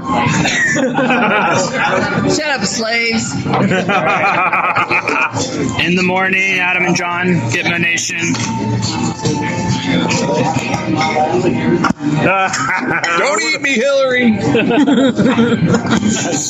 You can see in the morning, citizen. All right, not as tight as I would have liked to have heard it, but it looked like everyone had a good time. It was actually a video. We just played the audio of it. Sometimes it's good if you introduce yourself and then just say, whatever you want to say.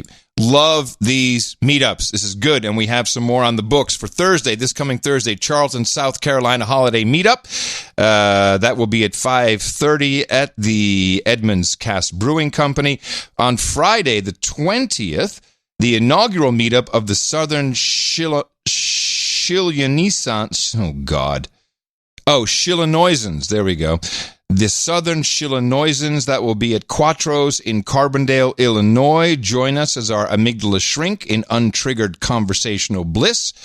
The 20th, the Valley of the Sun Slaves, Scottsdale, Arizona. That will be at Whiskey Row at 5 o'clock. Jenna Tolles organizing. The Saturday, San Antonio area meetup, 6 o'clock at Big Hops on Bitters. Then we go a whole week from now, but it is a new one. I'll mention it. December 28th, it'll be the Coffins Christmas in Orlando. This apparently is going to be something special. Christian Coffins will be arranging. Also, not this Saturday, but next Saturday, Gitmo Lowlands Utrecht meetup at 6 o'clock at 4th Trajectum. This will be how many? This is I don't know. This is Sir Hendrik organizing that. And then more coming in January. NoAgendaMeetups.com is where you can find all the information about the meetups, where you can put in your meetup report. Also, if you don't see one near you, well, for God's sakes, woman, go make your own. Set one up. Get it going. NoAgendaMeetups.com. Have we done everything? I think we've gotten through all the business. Paperwork, exactly. All the paperwork. I do want to thank your buddy Horowitz. He sent us cookies. Did he send you cookies? Yes, he's a big fan of this one cookie company out of New York. The Bang cookies? Bang cookies. They're the size of a landmine. Hockey puck. They're bigger than a hockey puck. I usually keep a hockey puck in the freezer. Let me tell you, everybody loves these cookies. They're tasty. They're tasty cookies. There are lots of chocolate in them. Yeah, it's Sir Gene, and he's discriminating, man. He will not eat something he doesn't like. He said these are probably the best cookie he's ever tasted. So, what do you think? That's an expensive cookie. I think they're $20 a pop. I think I'm joking. Yeah, that podcasting over in Florida is going quite well, apparently. Yeah. Whew, all right. Well, we told the affiliates we'd be going long, but I feel like we should still. Oh yes, I want to do this Taylor Swift thing just for a moment, because we've followed Taylor Swift ever since you introduced her to the show. How many years ago now? 10, maybe? We caught her when she was a kid. You, not we, you. You caught her. I caught her when she was a kid, and she was noodling around on. Yep. She was being promoted. She was being promoted in a very odd and professional way that looked rigged to me. And so I figured that she had something going on. Then we looked into her father, who is a super major investment banker with Merrill Lynch, and they moved the family to Memphis or Nashville. Moved the family to Nashville. Next thing you know, she's getting all these deals. And I figure since his job was he was a money manager, a big shot money manager for the high end guys, he goes to Nashville, picks up a few big clients, brings his daughter and funnels her right into the system. She goes right in there and has the talent to maintain the position that she's in. Yes. The only thing that is pretty much impossible to do as a budding artist is to get a record deal with distribution that includes you owning your rights, owning, and in this case specifically, the publishing rights. That's how record companies operate. They give you an advance, which you will pay back every penny with interest, an advance to record your record, every cab you take, every hotel you stay in, everything you will have to pay back will be recouped, as we call it. And on the other side of that is the publishing. And publishing is a very specific right, which means you can determine when this album will be pressed, when it'll be made into a CD, a cassette, a record, or an MP3. You will determine if it can be used in advertising. You will determine how it can be used on television, in what way. When you say you, are you talking about Taylor Swift? The owner of the publishing rights. So I'm talking about the record company. That is you. Every person gets that deal. There's no exceptions. And later in life, when you become extremely rich, then you have an opportunity to buy it back. Paul McCartney tried to buy his publishing back, but Michael Jackson had already purchased it. And that, of course, that's why we had to kill Michael Jackson. That's a whole nother podcast. Taylor Swift wanted to buy back her rights, and she didn't like the deal that she was given.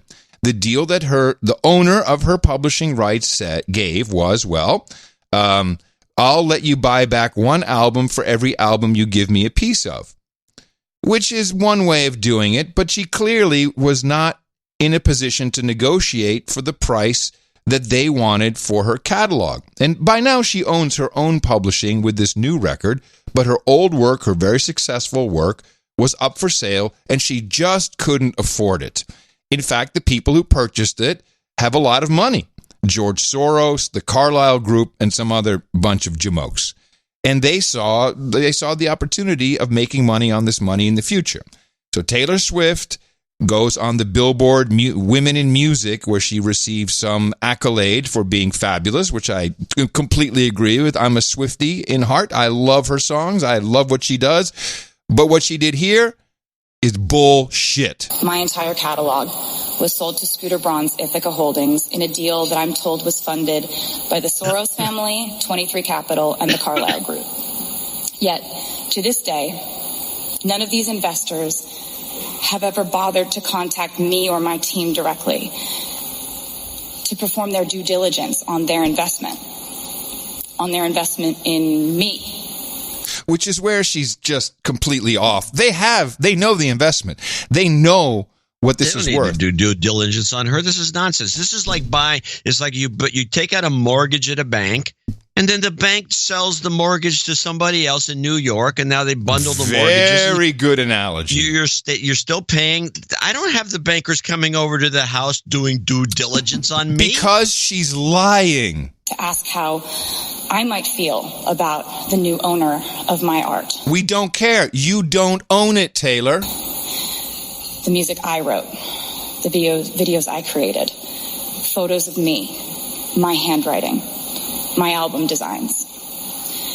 And of course, Scooter never contacted me or my team to discuss it prior to the sale, or even when it was announced. I'm fairly certain he knew exactly how I would feel about it, though. And let me just say that the definition of the toxic male privilege in our industry is people saying, but he's always been nice to me, when I'm raising valid concerns about artists and their rights to own their music. You don't have a right to own anything in this life, Taylor Swift.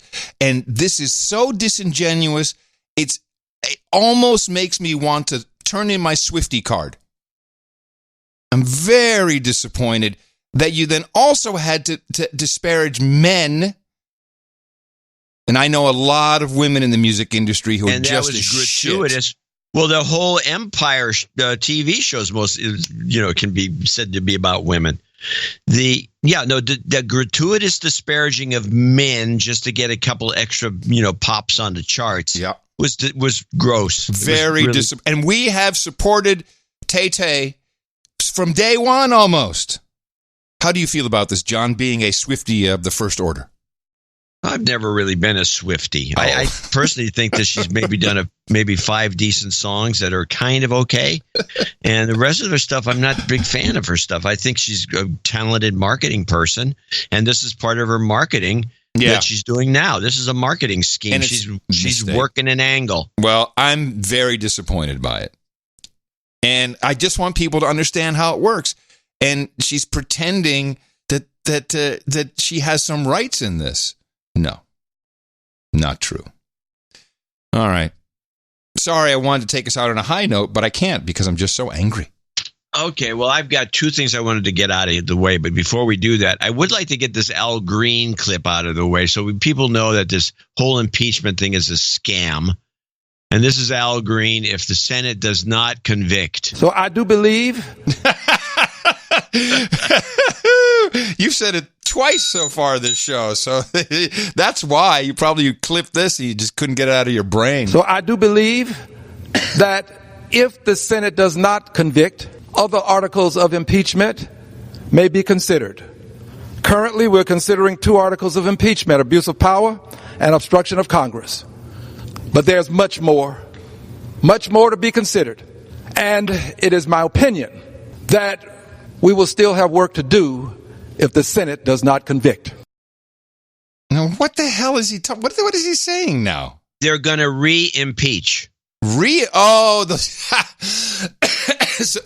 if the Senate does not convict, they'll just impeach him again because the House actually impeaches when they vote. That's the impeachment. So they're just going to keep impeaching?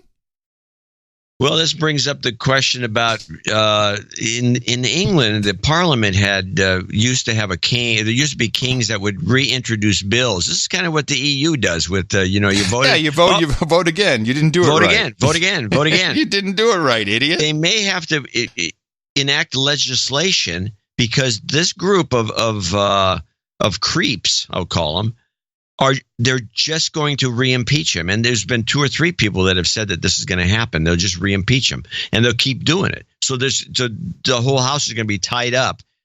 This is why you got to vote these guys out. The whole House is going to be tied up for the next 5 years, impeaching Trump over and over again. Gosh. Isn't that, I mean, I guess they're that tone deaf. I guess they really think that's the way to go. Well, Al Green sure does, and a lot of the other the blacks is mostly blacks in Congress that are pushing this. Is another woman plus Waters, and they're just pushing and pushing and pushing. They want to impeach over and over and over again. All right. So whatever you're going to do. Now the other thing I do have the 2 Miss Universe clips, and then I still have a little bit on the Afghanistan papers I wanted to discuss. Let's do Afghanistan papers. That's much more important than anything else. Really? Yes. We promised to talk about it in the last show. We didn't get to it. Here we are. We're gonna bump it again. First we got the overview clip. This came from a WAPO podcast because you can't find anything on it except on a podcast.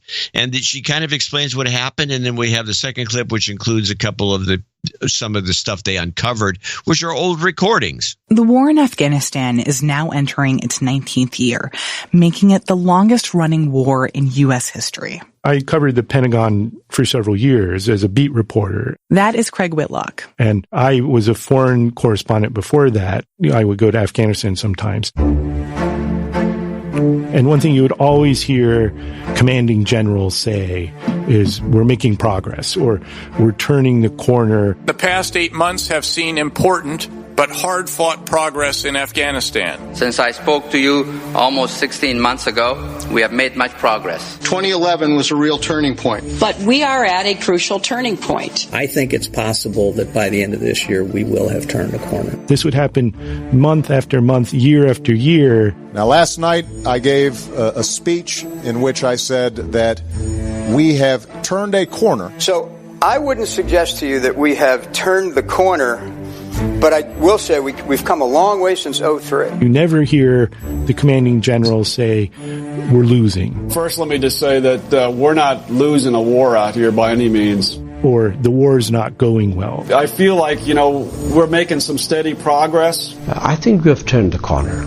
And I think also that the Taliban recognize that corner has been turned. Are you telling me that the corner has been turned? Yes, turned the corner. Now, looking ahead to 2018, as President Ghani said, he believes we have turned the corner, and I agree. Some lawmakers, like Senator Warren, noted this. General Miller, we supposedly turned the corner so many times that it seems now we're going in circles.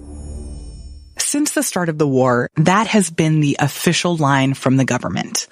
But now, Craig has obtained a collection of secret recordings and documents that completely unravels that official narrative. It's so disappointing that the only place you can hear about this on a podcast that is playing a clip from a podcast.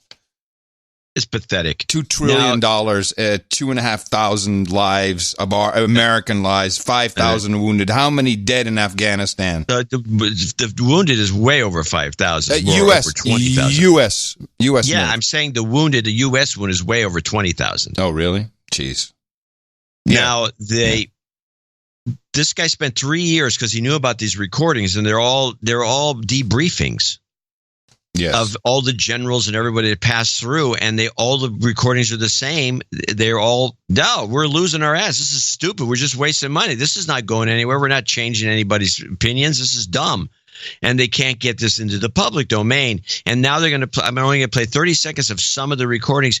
The main player that you hear, and the first voice you hear, is General Flynn. My assessments weren't good. It wasn't things are going well. Never, ever. We are participating in conflict. We are not really here to win. Thousands of pages, documents, and recordings like these, laying out in private what was never said in public.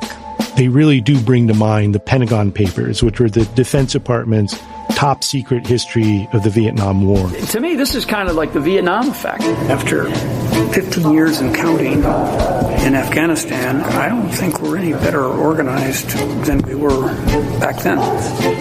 Oh, no wonder we had to get rid of Flynn. He was making Flynn was trouble. Definitely one of the loudmouths. Making trouble. Yeah. What will anything come of this of these Afghanistan papers? Can we throw anybody in jail? Can we string anybody up? Can we impeach an old president? Can we do anything about this? Does anybody care? No, and no.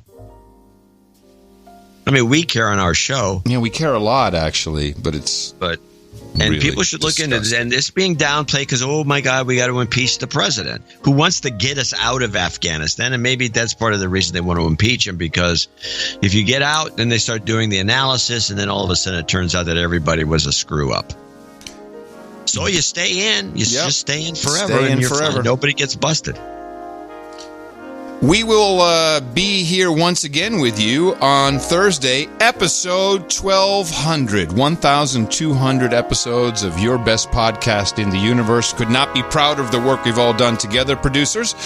End of show mixes. We've got Sir Chris Wilson with the Jamly Ola Puke and a nice little punk thing, little ditty.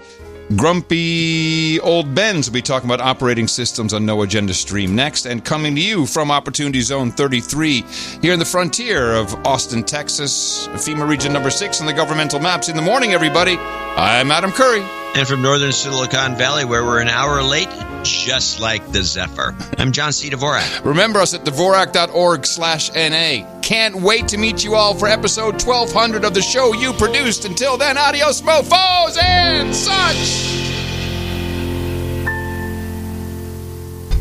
Swedish teen climate activist Greta Thunberg has been named Time Magazine's Person of the Year. Climate change is going to kill us. Put on a Greta face. Skeptics try to red pill us. Put on a Greta face. Put on that gloomy mask of tragedy, 'cause you know why. It will all be over by 2030. We're all going to die. This is a climate crisis. filling us full of dread. Greta has advised us we're all going to be dead. This spells the end of the human race, so put on a Greta face. This is all wrong. I shouldn't be up here. I should be back in school. On the other side of the ocean. How dare you? So get all cross and bitterish, just tweet and whine. Scold some world leaders and soon you'll be on the cover of Time. This is a girl so gloomy, she doesn't fly, just sails. She's always preaching to me how society will fail. We'll bring destruction all over the place, so put on that Greta face. You have stolen my dreams and my childhood with your empty words. And yet, I'm one of the lucky ones. People are suffering, people are dying, entire ecosystems are collapsing. We are in the beginning of a mass extinction, and all you can talk about is money and fairy tales of eternal economic growth. How dare you? This is a climate crisis, filling us full of dread. Greta has advised us we're going to end up dead. This spells the end of the human race, so put on that Greta face. For more than 30 years, the science has been crystal clear. How dare you continue to look away and come here saying that you're doing enough when the politics and solutions... Hi, this is Adam Schiff, along with my servants.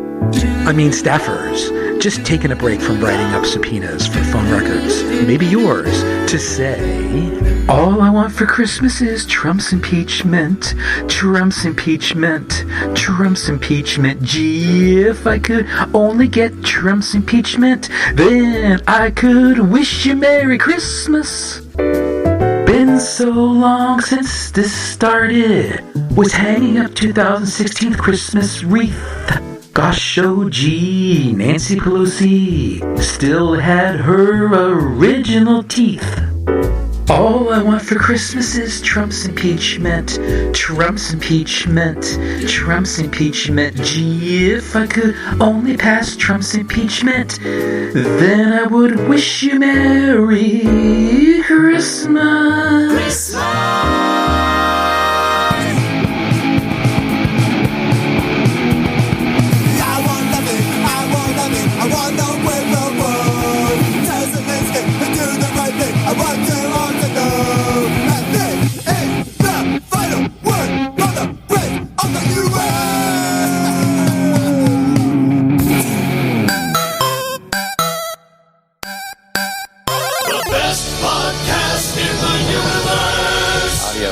Mofo. Dvorak.org/NA. Darkest day